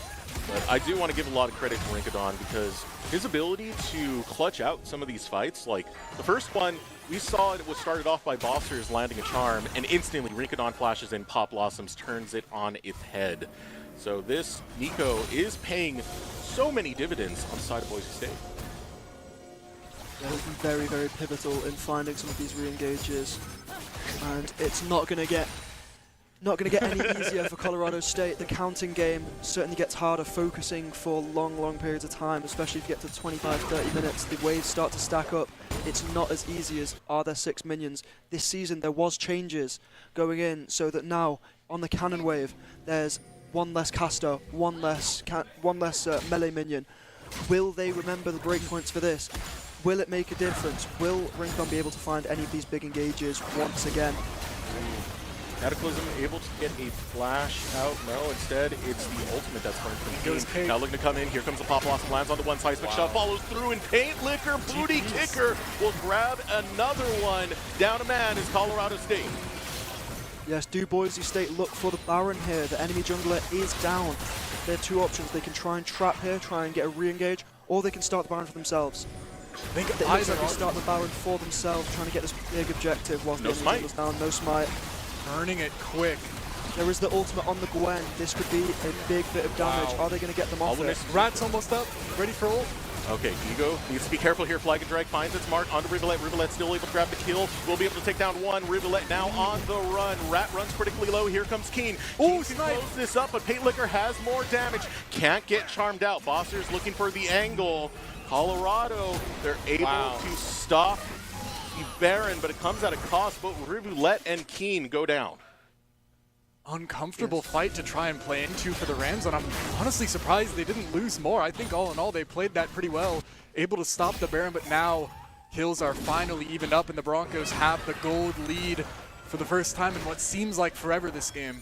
And that is the Yunara flash, that is the Braum flash. Those are two big things. If Boise State decide that they want to turn and go back on that Baron, then they can use the Jarvanel onto the Yunara. It can be really pivotal now that carry's got no flash. Got 5 minutes to try and punish this, and let's see what the Broncos can achieve. Could be mentioned too that Rivulet actually has 5 kills, has died quite a few times, but you know, like Bowson's Law, those kills and that gold is gonna buy you items regardless of how many deaths you have. I'm scared of how Rivulet's going to be moving in these upcoming fights. Yes, the Gwen did get a lot of plates on that top tier 1 plate on the top tier 2. Those do add up at 100 gold apiece.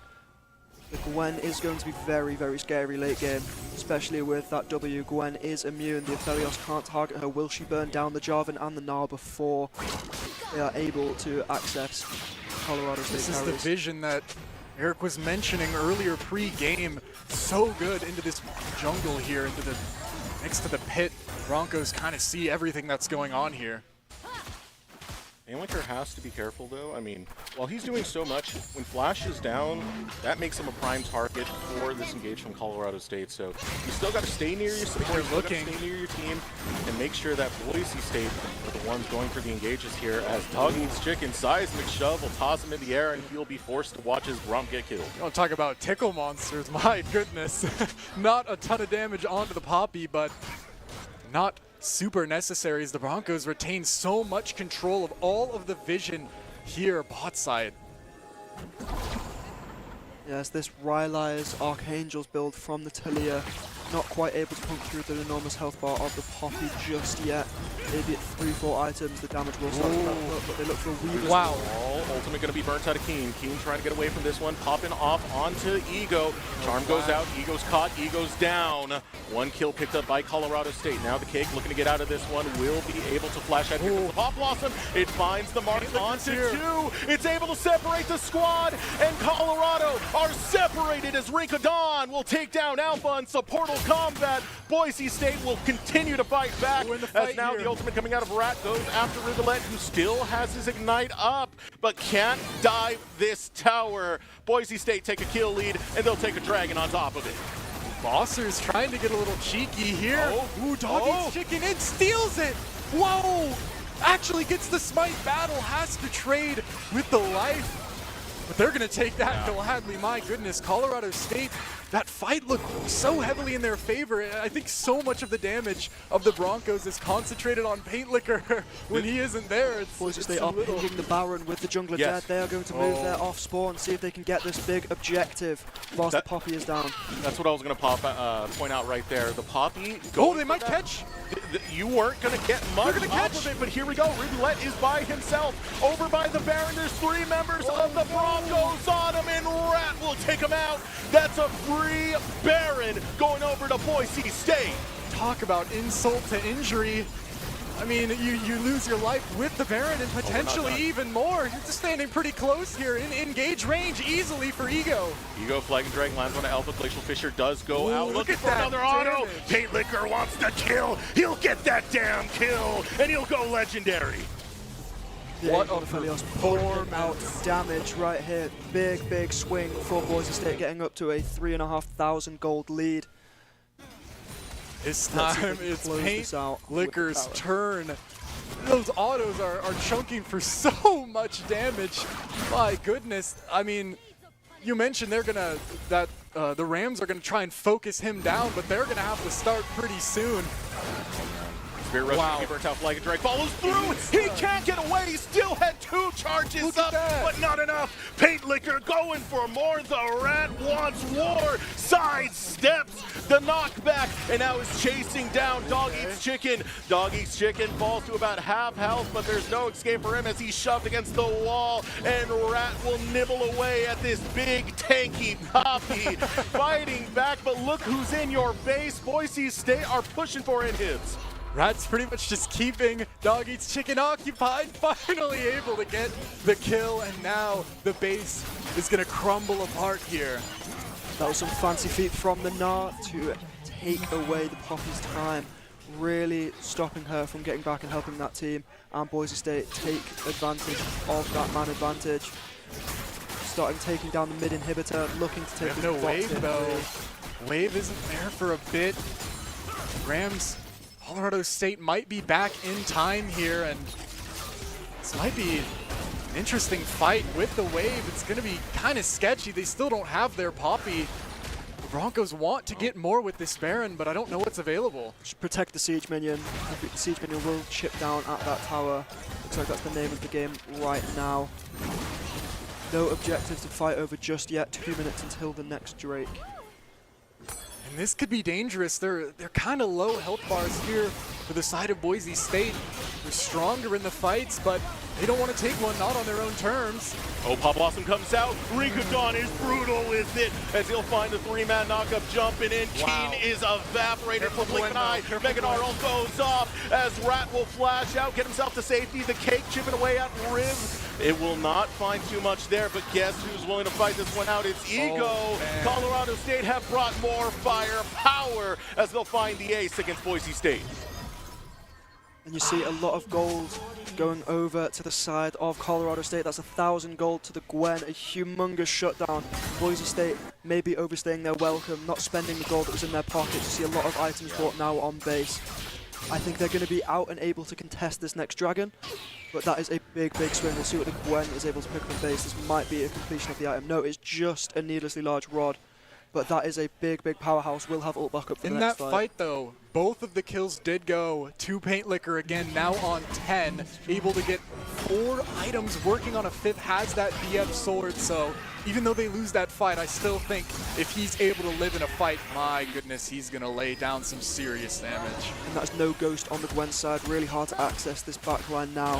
If Paint Liquor gets that uptime, gets to start shredding through the Poppy, the Braum, then hit the squishies, they are going to absolutely melt.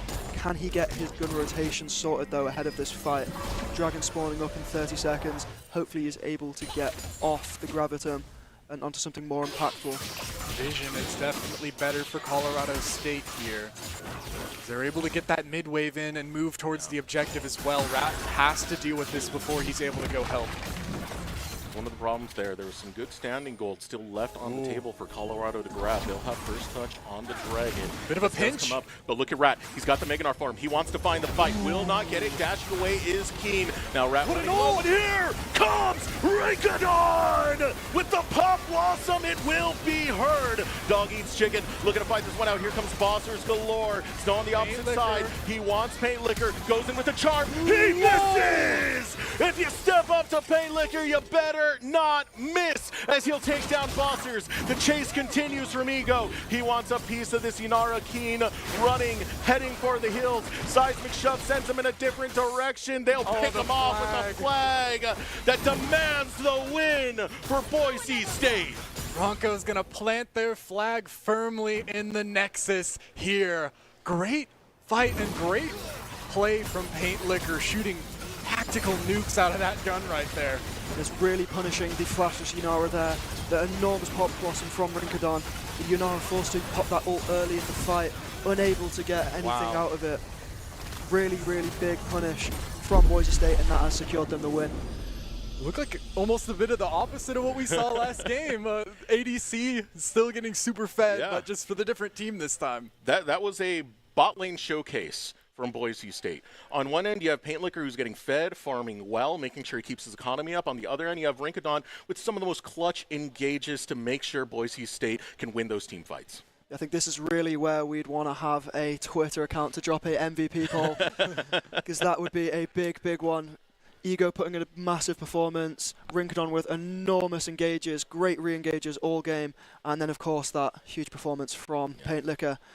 He dropped incredible damage on the Aphelios. We don't have a graph right now, but I think it's safe to say he may have topped the charts.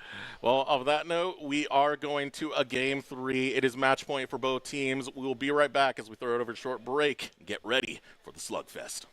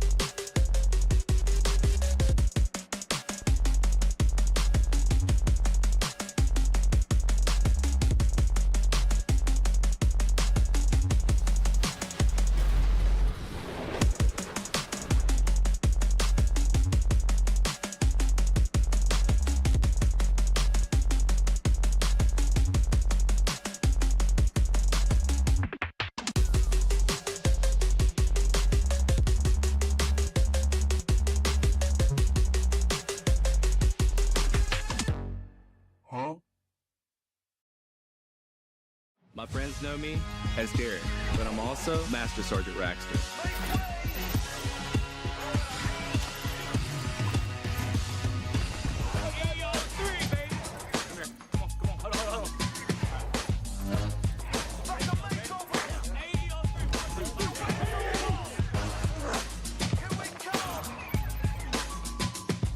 This is my life in the Air National Guard.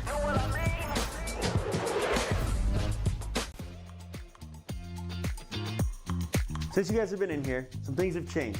We've updated this place to be in its final form. New cabinets, new counters, all sorts of new stuff in here. This has turned into a place that wouldn't look out of place at an SEC or Big Ten football facility, and Dairy West has allowed us to have it here. We've taken a holistic approach to our player nutrition, and we're really thankful that Dairy West has made sure that our fueling station is the best in college esports and really at industry standard for any college athletic department.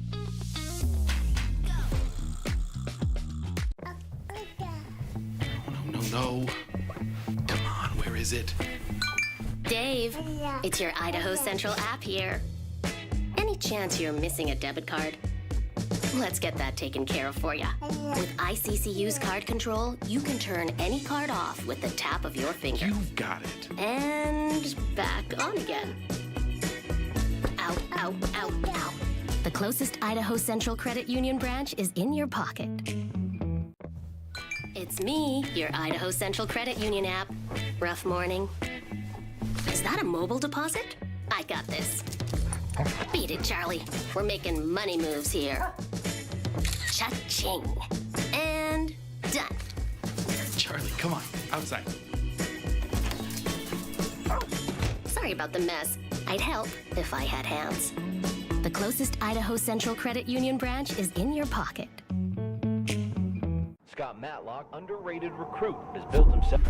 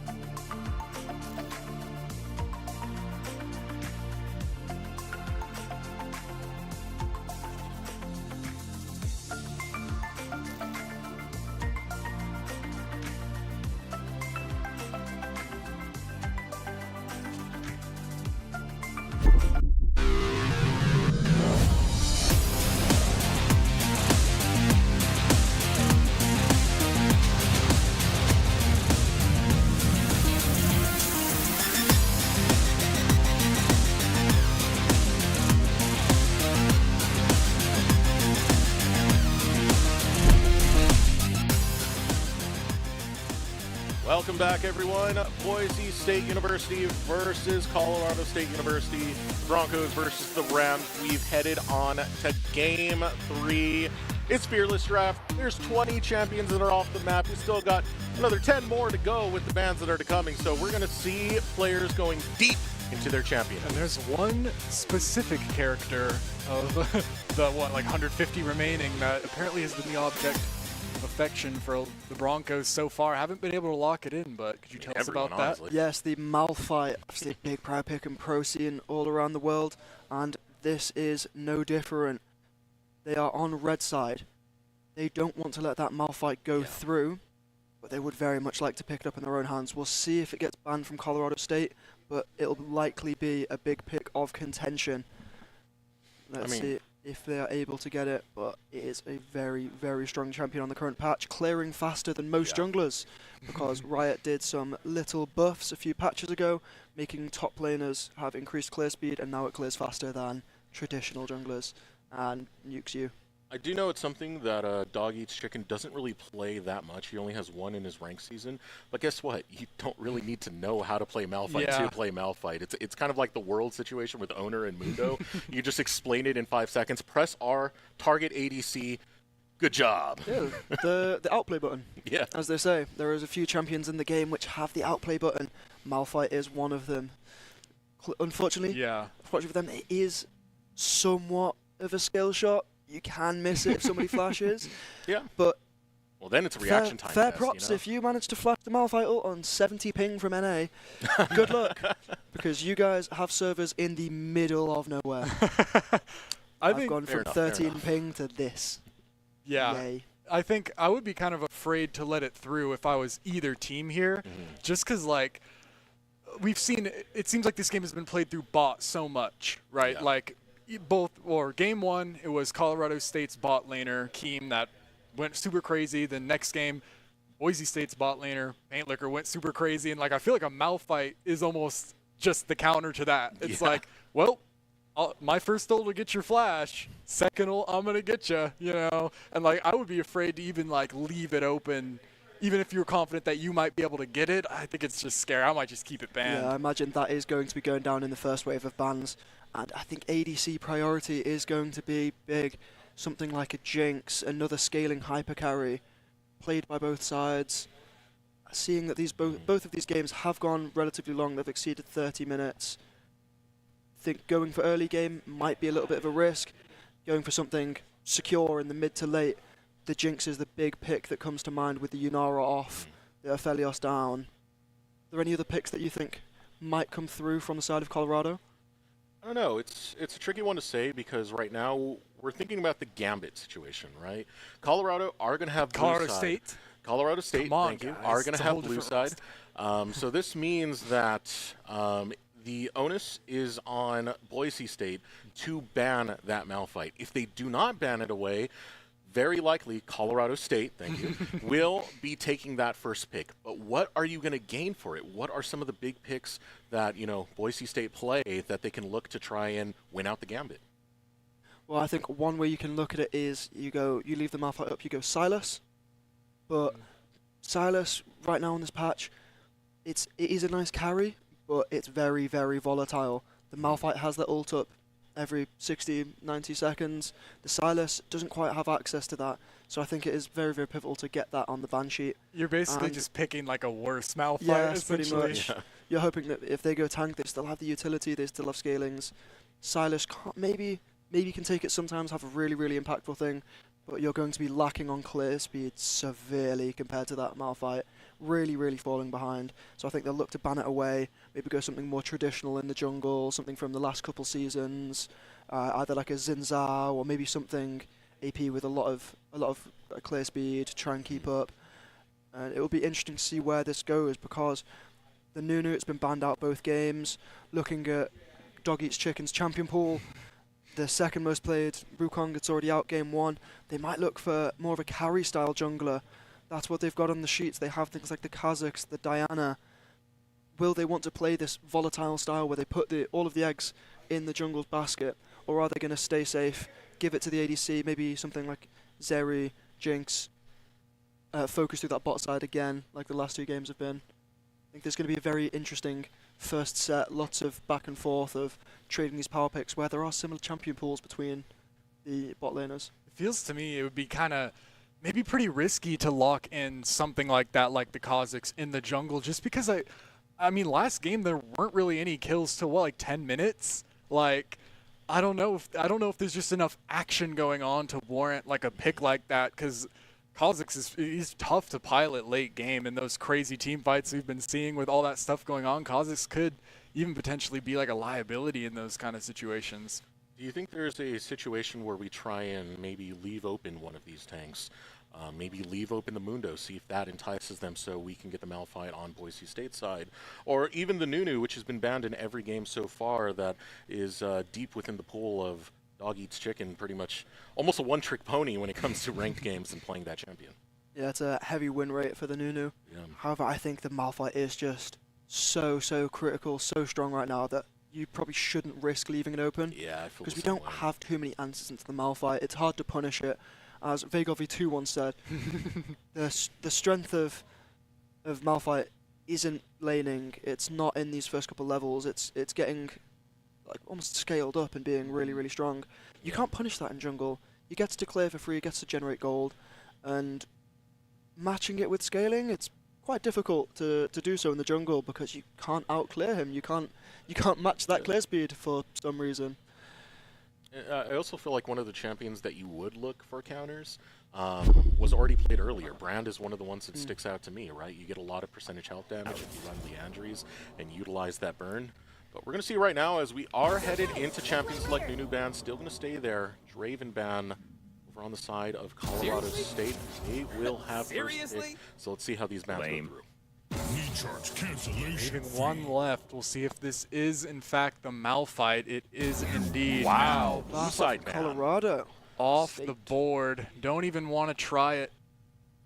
Now, all that we talked about doesn't really matter anymore, does it? But Silas ban still comes through, and now the Jinx is open if they want to first pick that. This is something that Paint Liquor is Ooh, pretty Orianna. incredible on. He does want to take that Jinx. In fact, first time I saw Paint Liquor play, it was him popping off on that Jinx pick. But first pick now coming in for Colorado State is going to be Orianna. Yeah, that is a takeaway from the cake. It's one of his more comfortable champions. He's played a lot of it this season. I believe it is his most played in solo queue. So that is a big takeaway. He may look to match it with something like Rise, have some agency scaling, and the Jinx, as we expected from Boise State, the big pivotal AD carrier. Really strong team fighting tool. It's interesting to note that since the cake has played so much Orianna, I think it's kind of underrated sometimes how if you play a character enough, you kind of know what that character doesn't want to see. You know, as the Syndra comes through, that'll be a similar range kind of matchup. Orianna, of course, wants to kind of bully in lane, and Syndra's a bit unbullyable in that sense. But I think he'll feel quite comfortable in that matchup. 2 champions he's very familiar with. Gonna go into that, I think, feeling confident, feeling like he can really take something away, and of course having an amazing bit of burst later on. I've also always felt like one of the biggest power points of Orianna is the fact that sometimes players, even on the pro level, just forget the ball exists. If you leave it still long enough, they'll for some reason walk towards it. But you know, you do have a good ball delivery system with the Xin Zhao as long as the Crescent Guard isn't used to spread the team. So the Varus locked in over the side of Colorado State, but a Mumu to get the team fight going. A Mumu feels like Malphite adjacent, you know, somewhat similar. You have like kind of a dash, combo, kind though, of you know, I mean. Yeah, Boise State have been a big fan of the Amumu. Typically it's run with a mage bot, and we have a flex in the jungle support role. We get something like a Ziggs in, but in the jungle we've also believed it's really powerful, having that enormous team fight ult, great skirmishing.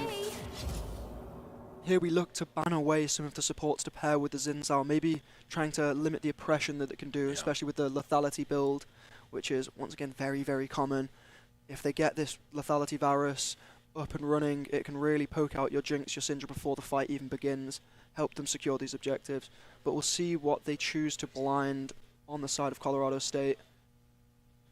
One thing that's interesting this time, though, is I think both previous games we had first pick top, and they were able to get the counter pick. And now, if that's what the Broncos choose to do, Rat will be able to be able to pick what he wants to play into the matchup, which he hasn't really been able to do thus far in the series. I think that Gragas going down, that is one of the comfort champs for Rat.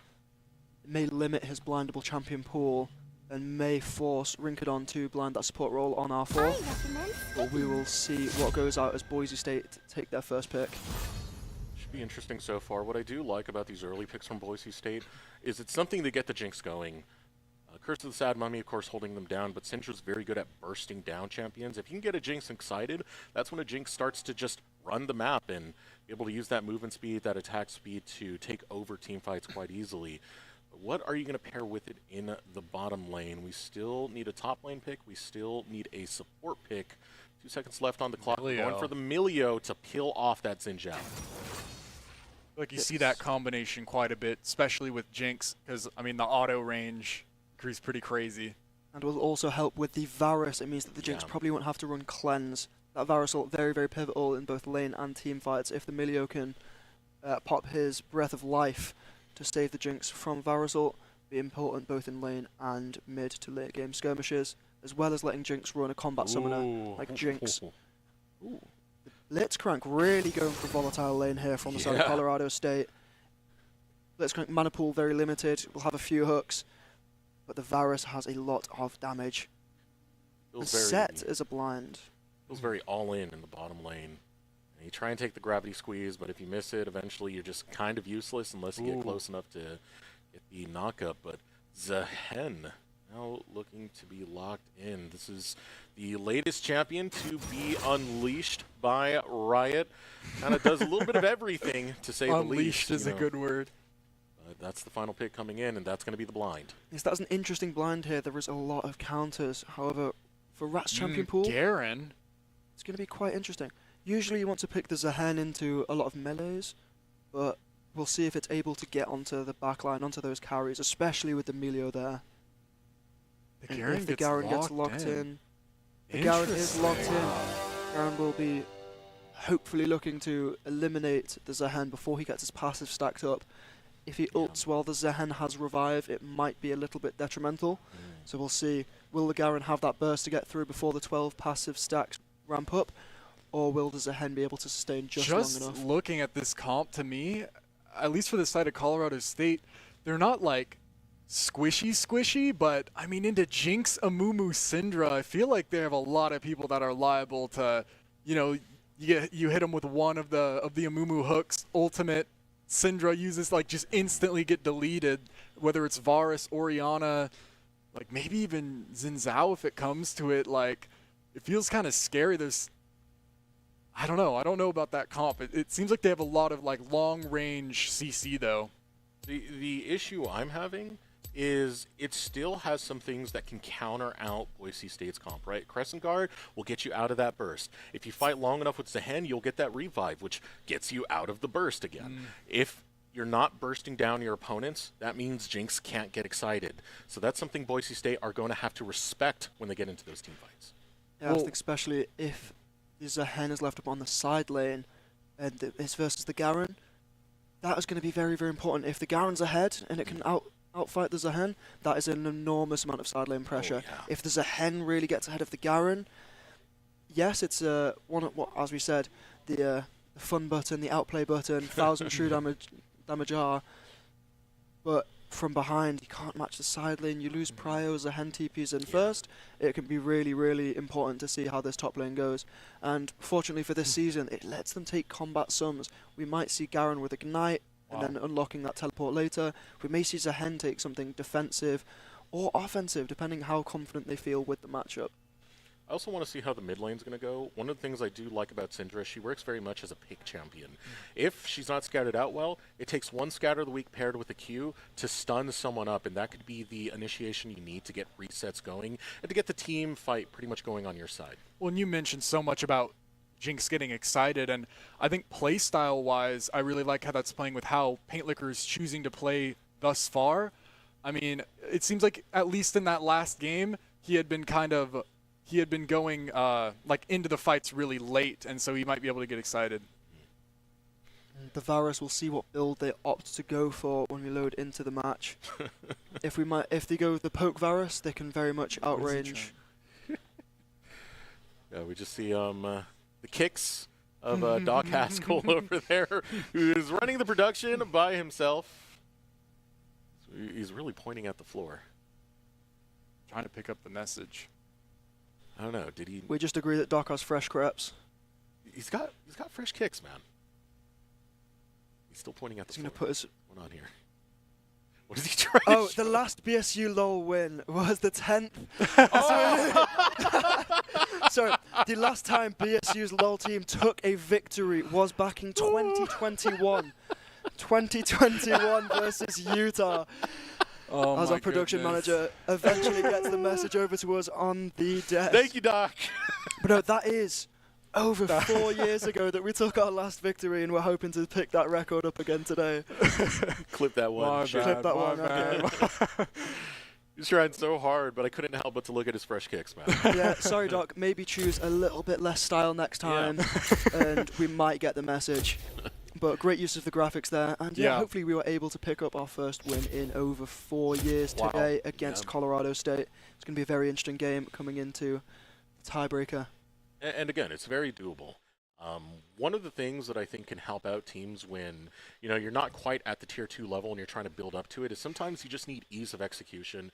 That's the one thing I really do like about Boise State University's composition here. The ease of execution, it's a very simple win condition. It's a very simple team fight condition on top of it, right? You're just looking to get the Jinx going, but you have champions such as the Mumu. It's very straightforward. You go in, you press R. As you were saying, kind of like the Malphite, maybe Malphite adjacent. You got to land some skill shots actually this time, but still has that to come through.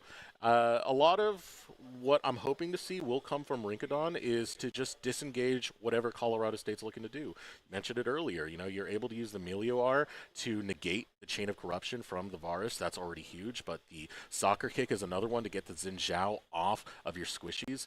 I like the flexibility and the ease of execution from Boise State. Yeah, I think also the Melio Q on the Zahen. Yeah. The Zahen obviously goes unstoppable during his ultimate. He hops up into the air.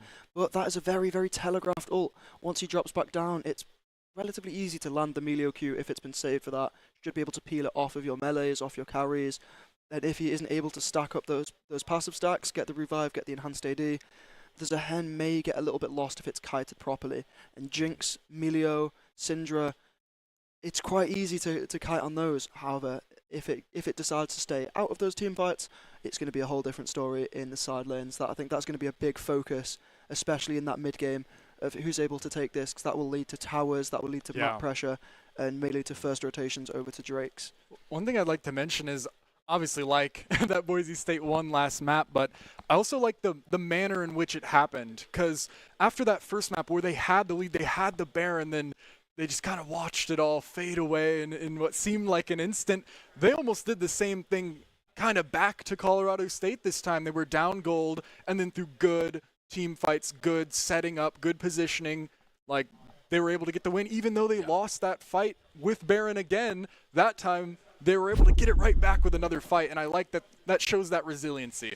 All I'm going to say, Sam, you can tell he's an Overwatch Val guy because he keeps using map instead of game. True. It's the same. It's Summoner's Rift every time, unfortunately.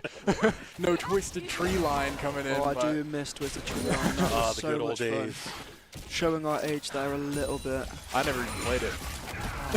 You missed out. You missed out. Hopefully young. one day they bring that as a rotating game mode.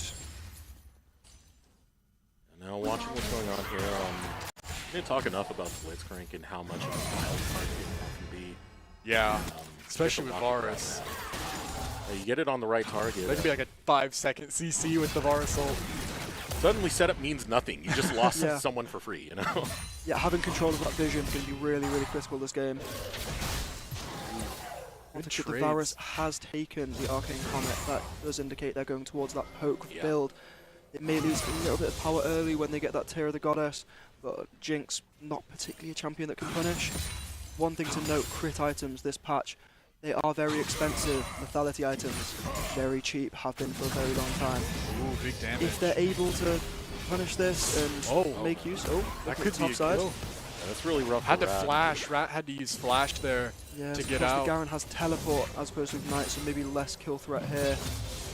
Passive though, has to miss the cannon, unfortunately, but will slowly heal back up, especially with Garen the one passive, shield. very Garen good for that passive, Dorn sustain. shield.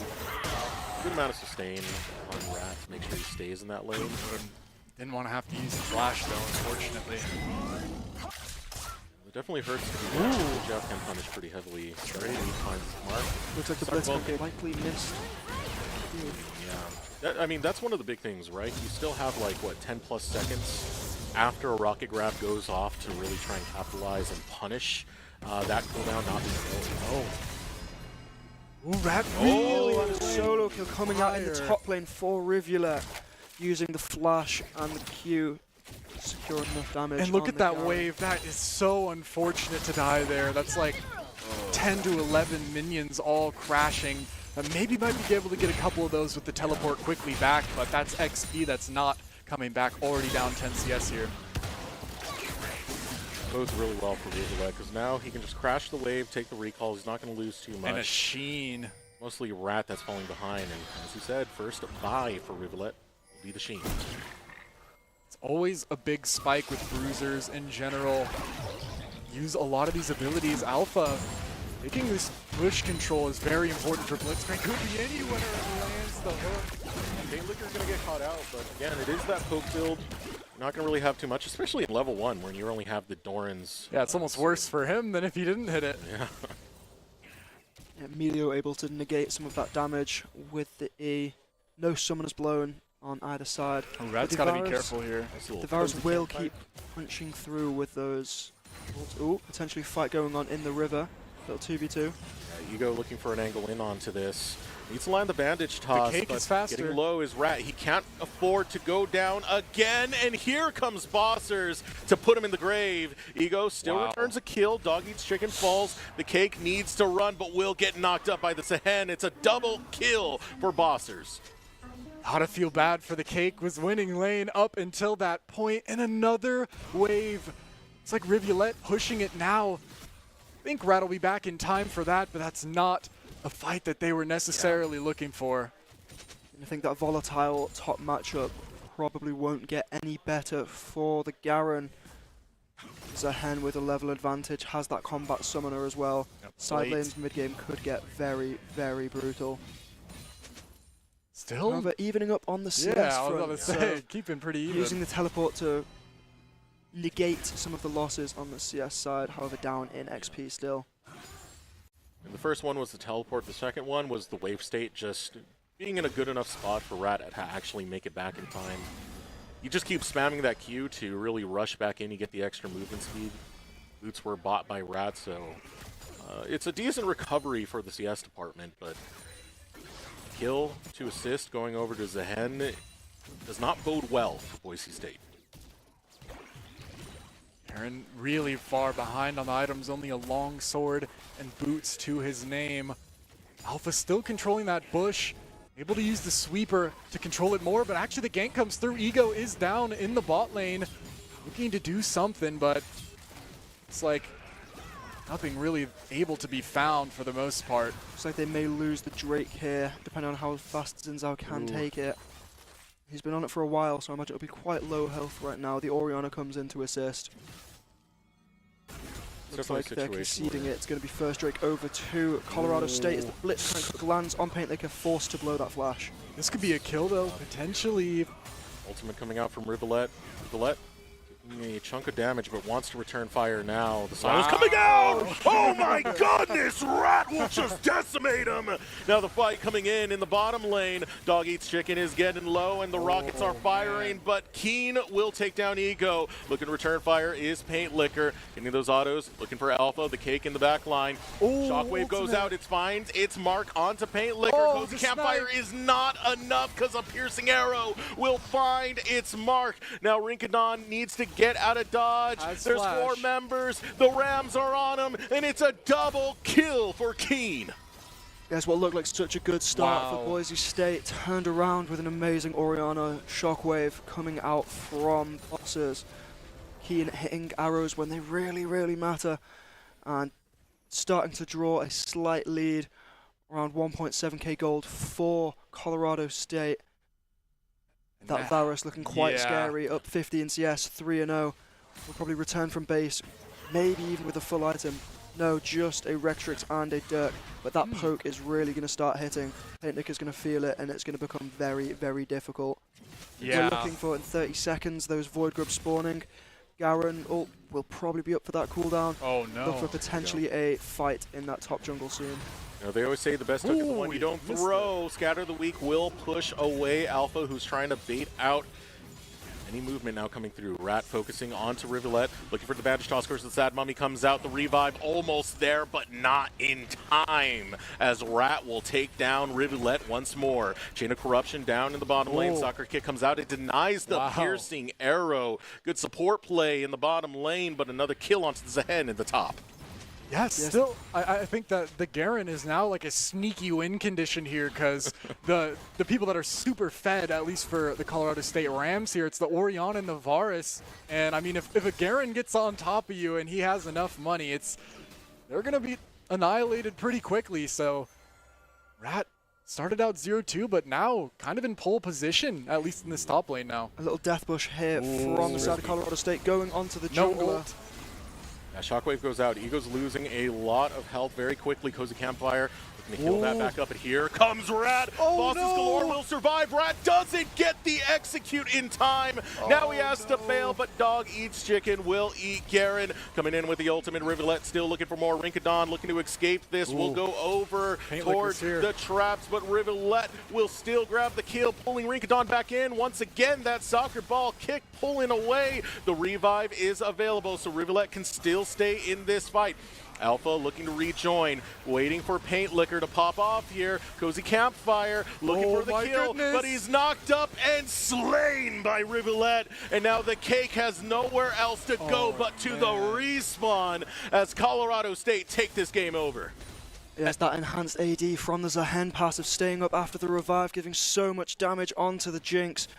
Hitting Rinkadon with the W, pulling him in, making it so hard to play. The Jinx just has the skid-out slingshot, really struggling for damage early, wasn't able to get that much AD. Then the Zehen passive giving him so much there, really impactful in that fight. The Garen unfortunate not to pick up the kill onto bosses. That would have been another 300 gold shutdown, 600 gold into the pocket of the Garen. But now, all he has is a 20 CS lead, and there's a Trinity Force complete on the Zehen. It's really kind of a disaster, that fight, because now, I mean, Paint Liquor, he sacrificed getting farm for that, and he wasn't even able to get a kill or an assist, essentially just walked around, like, wasted a minute and died and didn't get anything off of it. So now he's falling further and further behind in the bot lane as the top fight looking not great for Rat here. Oh no. Yeah, just chased down, tried to use that E on the wave to destroy it before the Zehen got there, but unfortunately, the new home guard's getting Zehen back very quickly and to on lane. the other side. Still waiting for the rocket grab, not even needed. Piercing arrow will go right through the heart of Paint Liquor. And there is the strength of the lethality Varus. It's just so much damage in lane, has the first item completed, even though Breath of Life was used on the Chains of Corruption, unable to save his AD carry. And now this bot lane lead, it's stacking up, they're getting plates, pretty brutal, 30 CS, 4 kills. It's going to be very hard for Jinx to get back into this game. But it is not over yet, they have gone to 35 minutes in the previous matches, scaling and shutdowns. Everyone's seen the Jinx randomly get a quadra kill for no reason in a fight. There's no reason it can't happen again now as Rat looks for play in topside, he has the ult. CC in the end will pop the ult. Can he Still get it needing right a back? little bit more damage before he can get towards justice, and it will be delivered by Rat. And a solo kill back for Rat right there, trading ults, but he is just too strong, and that's without the item made as well. That Garen, such a powerful champion. Half health already? As we see the lethality Varus, so brutal, so hard for our AD carry to play here. 2 levels down. Can the Blitz tank find the hook? Finds the hook onto Rinkadon, and that goes the support. Alpha's been great with those so far this game, and now it's kind of begging the question of, looks like Ego's building like Rift, or not Rift Maker, sorry, like Leandries, but I don't know. like it seems like everyone on the team now is just kind of getting exploded as soon as they get hit by anything. Lethality Varus, so much damage, and Hitlicker now falling to 0-4. Yeah, and the Varus buff on this patch, despite its already strong win rate, really a power pick here. The Jinx flash blown as well. They'll probably look to punish that in the next 5 minutes, really put some pressure onto Boise State. On the positive note, the Garen just completed the first item, has boots, very strong in this side lane, has picked up multiple solo kills already. Amumu working towards that first item is going to have a lot of power when linking up with the Syndra. Ludens, so much burst potential. They can get these shutdowns on the Varus, they can get the shutdowns onto the Orianna, and hopefully that would be a big gold influx. Oh wow, he's on a ward. Yeah, Rat had it warded. So actually smells out the play ahead of time, and that's going to be great because it gives his team a bit more space unless he walks into it anyway. Okay, it's the Great other awareness, direction. sidestepping the W from Rat there. Being shadowed by the Amumu. Ego's not too far off. Curse of the Oh, Sad now Mummy Rat is could up. maybe bait. Oh, well, Ego just based, so now it's not as good, but he looks like he still wants to try and get it through, but Alpha now just bases and looks elsewhere. That was a bit of mind games coming out. I mean, just placing the ward to make you think that Alpha's in there a little bit longer than he is to keep that pressure onto Rat and make sure Garen's going to be a little bit more cautious in this lane. Jinx finally able to get some free farm. It's another fight looking to come through top, and I think Rat might still win this up a level. I mean, that's another point in that ultimate, which is up right now, but it is always sketchy. You don't know where people could be. And my big worry right here is something Sam keeps talking about. It's that poke Varus. That's 2 items now completed for Keen. Wow. And when you're setting up for any objective, it's so painful because that means he will be poking you out before you even get the chance to 5v5. Yeah, and with that opportunity passive on the second item, he'll have enhanced lethality until he hits a champion. And he's not going to be auto-attacking you very often. He's going to be hitting you with those Qs, and those will hurt because he is not going to be dropping the bonus AD. I think it's something like 8 to 11 lethality when out of combat from champions. Going to be really hitting hard. We look towards the fight on Rift Herald. You can see they've already moved the Varus up. The Jinx stuck in bot lane just trying to clear waves. Be matched by the Orianna. The Orianna has teleport up, so we'll be able to create a man advantage whenever they want to. They're looking for a pick onto the Amumu here. They look to collapse. The Blitzcrank will hit the Q. Doesn't go for it in the end. Just step back down. Take control. Lots of vision. Yeah. They can't set up for a dive. It's very risky if they do. Curse of the Sad Mummy is a big anti-dive tool if they try and go for it. So instead, it's just pressure to get the Rift Herald, and it will be started off by Colorado State. Mid looks interesting as well. Of course, Bossers is kind of stepping up. There's 3 players there. Hitlicker's still just attempting to farm in the side lane. One thing to note, the Orianna quest is not complete just yet. They are lacking those tier 2 boots, no empowered recall. Oh, Ego might get caught here. Just hit it as I said that. Ego looking to get out. Ooh, Piercing arrow doesn't land. Still chasing through with command attack. Needs to get the dissonance. That provide a slow. Shockwave will just pull him back in, and Bossers goes on a rampage. This Orianna is going to start one-shotting really soon here. Already such a strong ultimate, that Shockwave for team fights, and of course, when you've got this much money, it's only going to be even stronger. Rat a little bit late. Try and stop that recall, but still shoving in the wave. Does have a CS advantage. Tricky thing here is once the 5v5 start breaking out, it's very hard for Rat to actually get onto the backline to be effective. We'll need a lot of help from Ego as well as Rinkadon to try and get those priority picks. So it might be an angle to just continue to play the side lane and see if he can really out-damage this Zehen. Yeah, I wonder if it's worth just keeping them both there. Zehen, obviously not insane in team fights sometimes if he gets kited, but Same with potentially has Garen. more use. Yeah, so, yeah, both of them probably content just scrapping out on the side lane. There's been solo kills from both sides. really keeping This us on our vision feet, is- keeping us entertained. You can see the Varus Q just poking out the cake there in Jeez, mid lane. man. Really hard. Really hard. Gross. Bone plating having some amazing value here for the Zahen. A positive trade on in front of Rat. Dog eats chicken starting up the Drake. This would be Dragon Soul Wow. point for Colorado State. You can see the pressure that's being applied just by Keen alone, the threat of those arrows. Now Rat looking to fight this one out, might be looking for an angle to kill, but he is low and he will flash out. Again, flash being used. 5 minutes till it's up again, and so much space now taken in the blue side jungle here. You can see the sustain coming out from the Zahen. He heals when in combat. His abilities.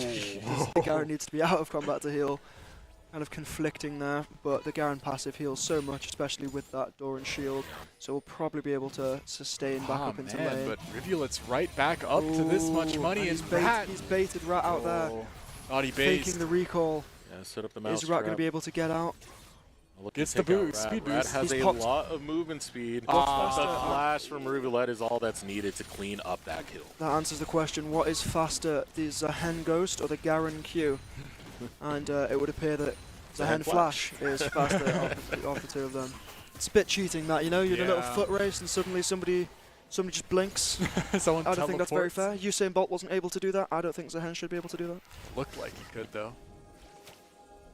One of the hard things for Boise State in this game, the current state that it's in, is this fog of war, man. Approaching Yeah. it at all, like what is going to hit you first? Is it going to be the piercing arrow or the blitz hook? That is a terrifying prospect. You don't want to get hit by either, and here comes the hook. Once again, Alpha is on the target, but Ooh, the stunned up Cake's his dog alive. eats chicken. Cake survives by the skin of his teeth, and a play goes awry for Colorado State. And now another sneaky win condition. The Cake has a lot of farm right now, and getting those 2 kills, Syndra's starting to get those stacks online, and is still going to be really strong going forward here. Yes, big peeling from the Melio coming out. That is the trade-off of having the Enchanter support. It's hard to face check jungle, it's harder to control vision, but you do get this almost second chance whenever you get hit with the shields, the heals from Breath of Life, the heal from the Summoner spell itself. However, that's the second time that somebody's flashed a Blitzcrank hook and has unfortunately hit their teammate. We saw it in bot lane when Paint Licker flashes the Blitz Q. Rincadon gets hit. Rincadon flashes the Blitz Q. The Cake gets hit, and unfortunately is able to turn it around. We'll call it a masterful bait from Rincadon. Yeah. You can see the worries for Boise State. It's reflected in the vision control right now. It's so limited for them. They can't really get any forward vision towards enemy lines, even towards that river. You can see right now that Rincadon is trying to take an opportunity to get some onto the river. And it's going to become more and more important as this game goes on because, again, that is Dragon Soul point that was picked up earlier. Next Dragon Spawn will be a soul. Yes, and it's going to be the Infernal Soul as well, which is going to be so strong for that Varus. Additional damage onto those Qs that already... Man.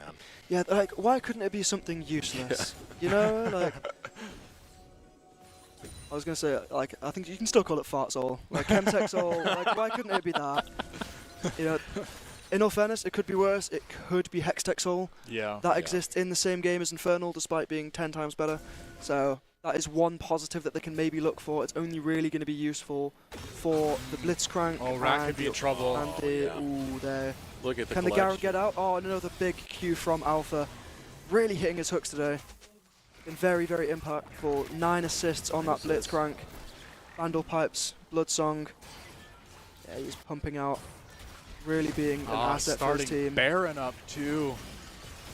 Almost kind of sneakily, it seems like they're almost running a decoy with Alpha and Keen, making them think that they're not actually on the Baron, but it falls pretty slowly, but it's going to die nonetheless, and that's going to be a great buff over to Colorado State, who are already up about 6,000 gold here. I wouldn't even say it feels like a decoy at this point. They can just brute force what they Yeah. want when they have a gold lead this strong. It is brutal, 7K into the favor of the Rams.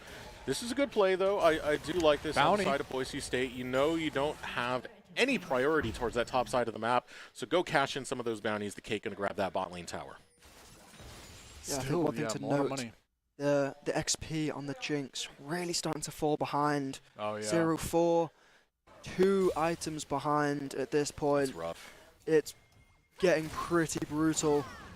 And you're not getting really any more health, while the Varus gets way more damage. One positive, they may be able to find some shutdowns if they can find a Syndra Stun onto the Varus, onto the Orianna. Will the Cake able to walk away from this? Alpha still hitting hooks, however no one there to follow up on them. But there is big shutdowns on the map that they can maybe get. Yeah, that hook was for the love of the game. Now Rat looking to jump in. Scatter the Weak finds the damage onto Rivulet before he can get any more. And now here comes the Broncos. They're looking to have Rat lead them through the charge. A shutdown found as Rat will take down the Varus. Hook lands. Paint Licker's all right with it though. Zap lands onto the backside of Dog Eats Chicken, slowing him down. And there's 4 Broncos, 1 Ram. I can do math, and the Cake can kill champions as the Broncos fight back. Well, we're talking about Soul, but we don't even necessarily have to worry about that for a bit longer as the Broncos now get that, and Alpha might be in trouble here. It just shows he can hit any hook. He's just showing off at this point. It's like, hey, by the way, I'm gonna hit this one too. But the money, very, very close now to being equal. Unfortunately, none of the kills going the way of Paint Licker. The Jinx still not as much money as you really would be wishing for here, but Rat is getting strong now. Yes, that's an 850 gold injection straight into Rat's veins. Picks up the Phantom Dancer. Looks like he's going his way towards, I'm not sure what builds out of Tunneler, Pickaxe, and Executioners, but I imagine he'll just sit on the Executioners for a while, pick up something a little bit more tanky, but he can rinse and repeat that play. Yeah. He's going to hit level 20 later on in the game, and really, really have some strength as the Blitzcrank steals the big Krug from Amumu. Wow. That's kind of sad to see. It's nothing you want to see on your screen. He is the sad mummy, man. He is the sad mummy, and he is very sad this game. He's been pootling along, and that should automatically level up his stuff. tier ability if that happens. Yeah, bonus points in that. Josh just gets Tear of the Goddess in his inventory. Yeah. So we are seeing one of the weak points of Colorado State. Yeah, you can poke a lot with the Varus, but once someone's in your face and your Q's on cooldown, you're not as impactful. So if we can see more of that, where the 5v5 is kind of pressed on Boise State's terms, that will put Keen in a bad situation. I still think their engage is it has the potential to be so amazing that despite just the amount of damage that the Rams have, they could still get killed faster. Yes, and that's the Shojin for the Garen, now up in items on the Zohen. what we can I believe that was a reference to my earlier comment discussing the beautiful skill coming out of Rinkadon. Oh my God. With his ploys of distracting and baiting in the enemy team. Yeah, I mean, too cheeky. Unironically though, like he was doing that earlier on the Nico as well. Like he's actually just really good at that. So it's just true what you said. Yes, one thing to note, the Garen able to cleanse all of these slows. Ooh, again, the third time. See, that's one of the big worries right there. When you're going against a Blitzcrank, you cannot flash in a straight line. Alpha picks off Paint Licker. As one more preview over there for Doc to get his words in towards Sam. Mid lane tower, tier 2, gonna fall. That's not only is it funny that it's like, oh, this guy's flashing and it's hitting someone else, like that means that you're essentially trading a flash and someone's still dying, and that's so unfortunate that it's happened 3 times, and now this is just, that's a lot of turrets taken and a lot more gold on the side of the Rams here, unfortunately. Ego is getting a little bit feisty right there. Saw an opportunity to try and get the Curse of the Sad Mummy. There just wasn't enough in the tank for Boise State. Really pull that one off, especially with Paint Licker coming right off the respawn. Now regrouping will be Boise State University. Colorado State in a situation where they can try and set up for this Dragon Soul that's been eluding them.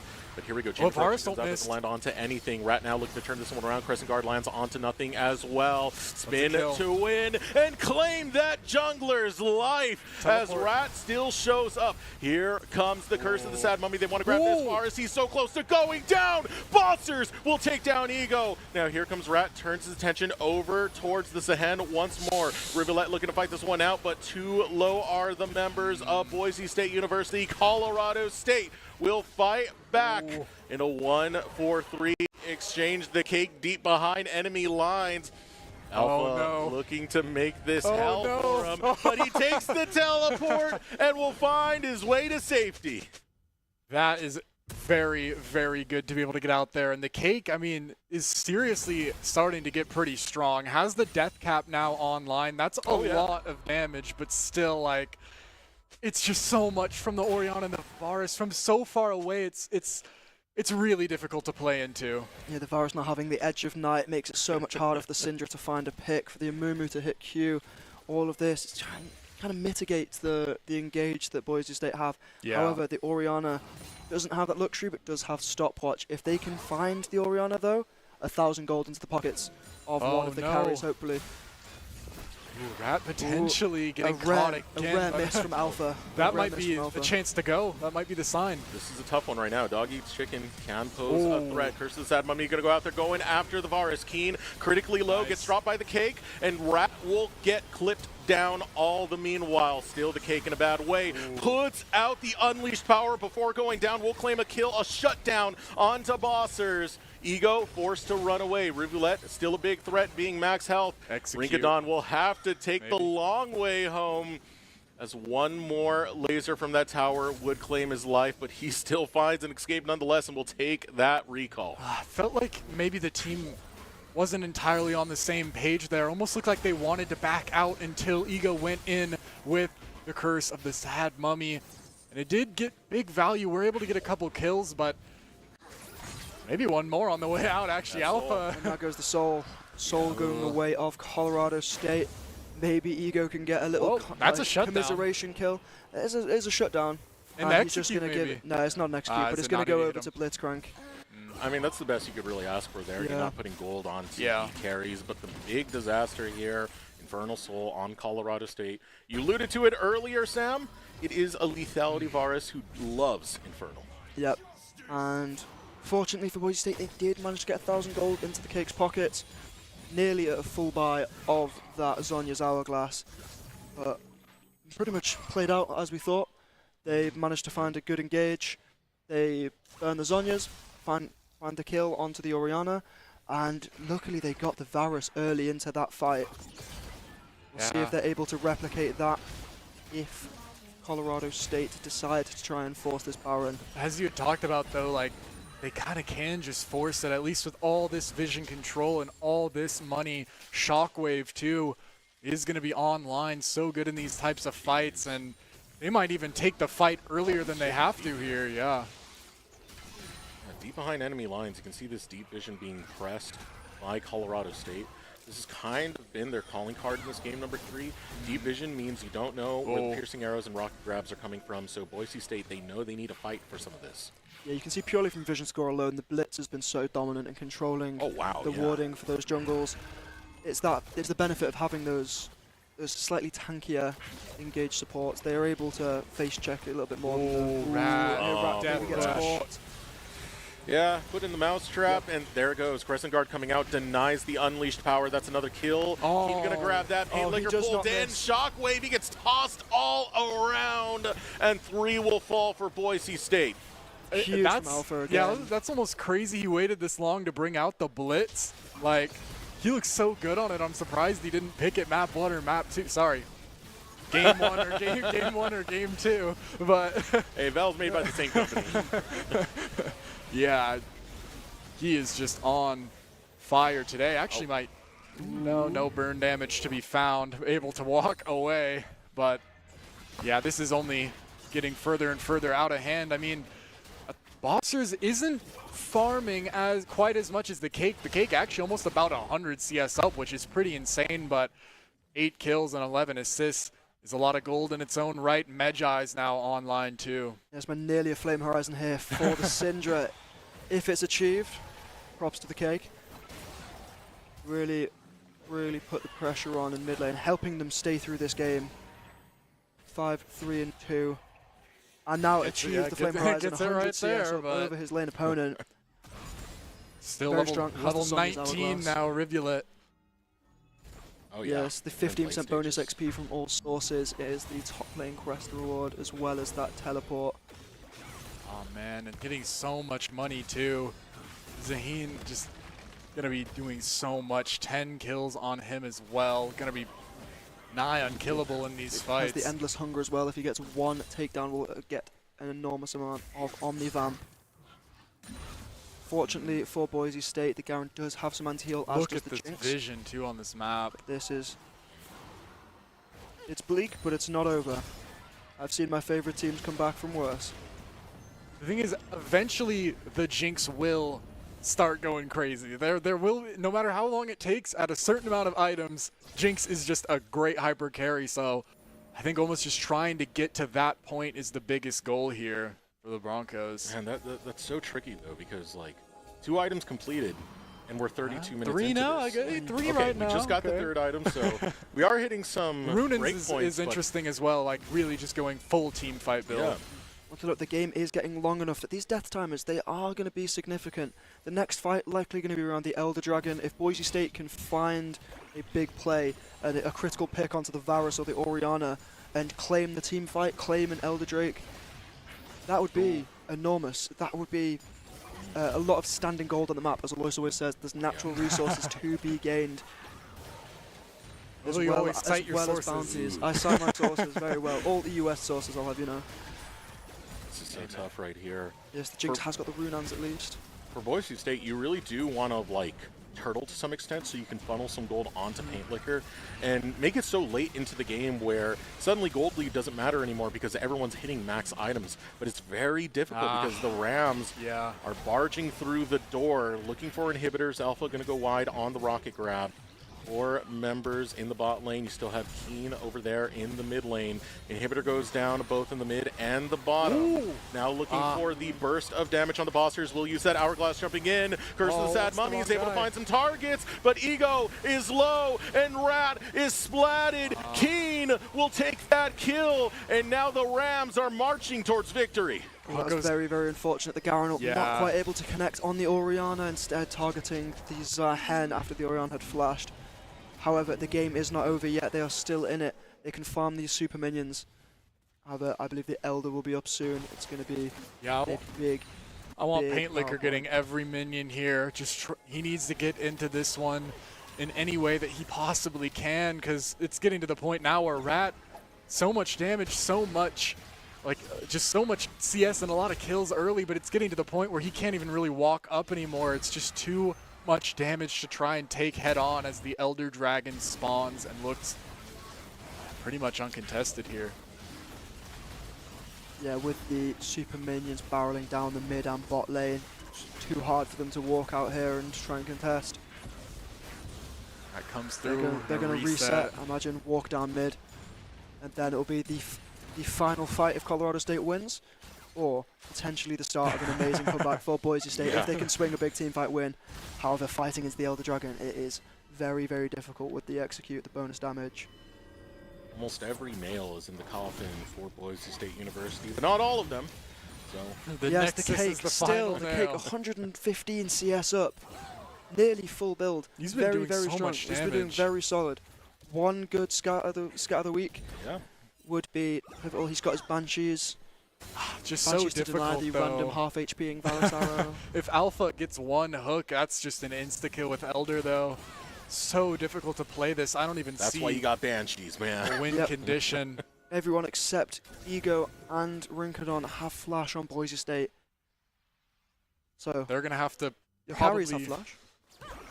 see some mistakes and make a play off of the Rams' mistakes. It's going to be difficult to take the initial fight here. That's a big amount of damage onto a Garen. Wow. This is where it gets so hard, because with the Elder Drake, those executes are online, which means if you're going to take a fight, you have to full commit. That's You can't every go halfway turret. with it. Now, as Zach said, every turret going down, every inhibitor going down. It's just a matter Colorado, of time now. they're doing this in a clinical manner. They're walking the Broncos down. Colorado State want to finish this one out. Going slow and steady. It's going to be one last fight. Escorting in the super minions. Broncos going to have to put their foot down soon. Who will pull the trigger? Is it going to be a hook from Alpha? Might it be an engage from the Amumu? Oh, here we go, jumping forward. We'll use the Hourglass, but Keen only falls to half health. Hook gonna land. Cake is dead. And now the rest of the Rams will run right through Boise State University. Shockwave claims 2. And the hopes of a series win for the Broncos put into dust by Colorado State. Yes, and the Rams run rampant, taking the Nexus there, taking that 2-1 series victory over Boise State. Alpha having a dominating performance on that Blitzcrank, hitting every Q when it mattered. And the Zahen in the top lane matchup with the Garen being so volatile. Solo kills going back and forth, but in the end, able to come out on top, scaling up, getting those item breakpoints and being super, super dangerous in the team fights, especially around the 10-15 minute mark, fighting in the red jungle, being able to pick up the kill on the support and the ADC at the same time after getting out of passive. An unfortunate turning point which seemed like it made things difficult for the Broncos. But overall, a solid performance, a first game win in competition since 2021 for the Broncos. I think they can hold their heads high after that. That's the starting point, man. Yeah. I mean, overall, like, they were able to show they had developed game plans and were trying to execute onto those game plans. You can see Coach K there working with the team who's been trying to expand their skill set even more and more as time has gone on. And so far, it's been a decent job. I mean, the Broncos are putting in the work. At the end of the day, Colorado State was just the better squad. Well, yeah, I think it's always important to mention as well that when you lose, it gives you a lot of stuff to look at and work on. And especially, I would even argue in League more than a lot of other games, because maybe in Valor, Overwatch or something, you're like, I just wasn't hitting my shots today. But League, so much of it is tactics and like maybe we don't go for this character in draft anymore. Maybe we play this early game different. So they've got a lot of stuff to look at. I think they should be very proud of themselves for how they played today. Yeah, most definitely can hold their heads up high after that performance. I think there'll be a lot of talking going on after the game, a big review session. But overall, relatively solid. I think when they had the leads, they were able to generate a lot of Drakes, especially in the early game. In Game 1, they were 2-1 up in Drakes, had the Grubs and the Herald. Game 2, had the Grubs, the Herald, the 2-0 lead in Drakes. Game 3, sadly weren't able to get that They even managed to get one that they probably shouldn't have, though. That fourth Drake, like, they were even able to control that pretty well. Yes, I think the Poke Varus just putting in so much pressure on the bot side. That was the tough Permanent Prior, really, really brutal to play into, especially from the Jinx. Wasn't able to get the items under her belt. I think definitely one that they will pull out again, though, because unfortunately this game didn't work out. In another game, you may be able to have a 2-0, 3-0 Jinx that starts running rampant in team fights. Colorado State, though, able to execute their win con. Played it very, very cleanly, played slow and steady towards the end, getting the Elder, not rushing the final step, escorting those minions in, and really just slowly rolling in, finishing the base. Very clean, very concise from them. So congratulations to Colorado State on their victory. Rams showed dominance, but the Broncos were able to show growth. Get a win in game number 2. But the day belongs to Colorado State. We want to thank you for joining us. My name is Eric. This has been Zach and Sam. Sam, thank you for joining in, because a lot of insight right there. Any closing words before we let the audience know? No, it's been a pleasure. Thank you very much for having me. And yeah, look forward to seeing how we progress in the season, and I hope the audience do as well. All right, so thank you for joining us, and be sure to tune in next time where we'll have more League of Legends action here at the Boise State Esports Arena.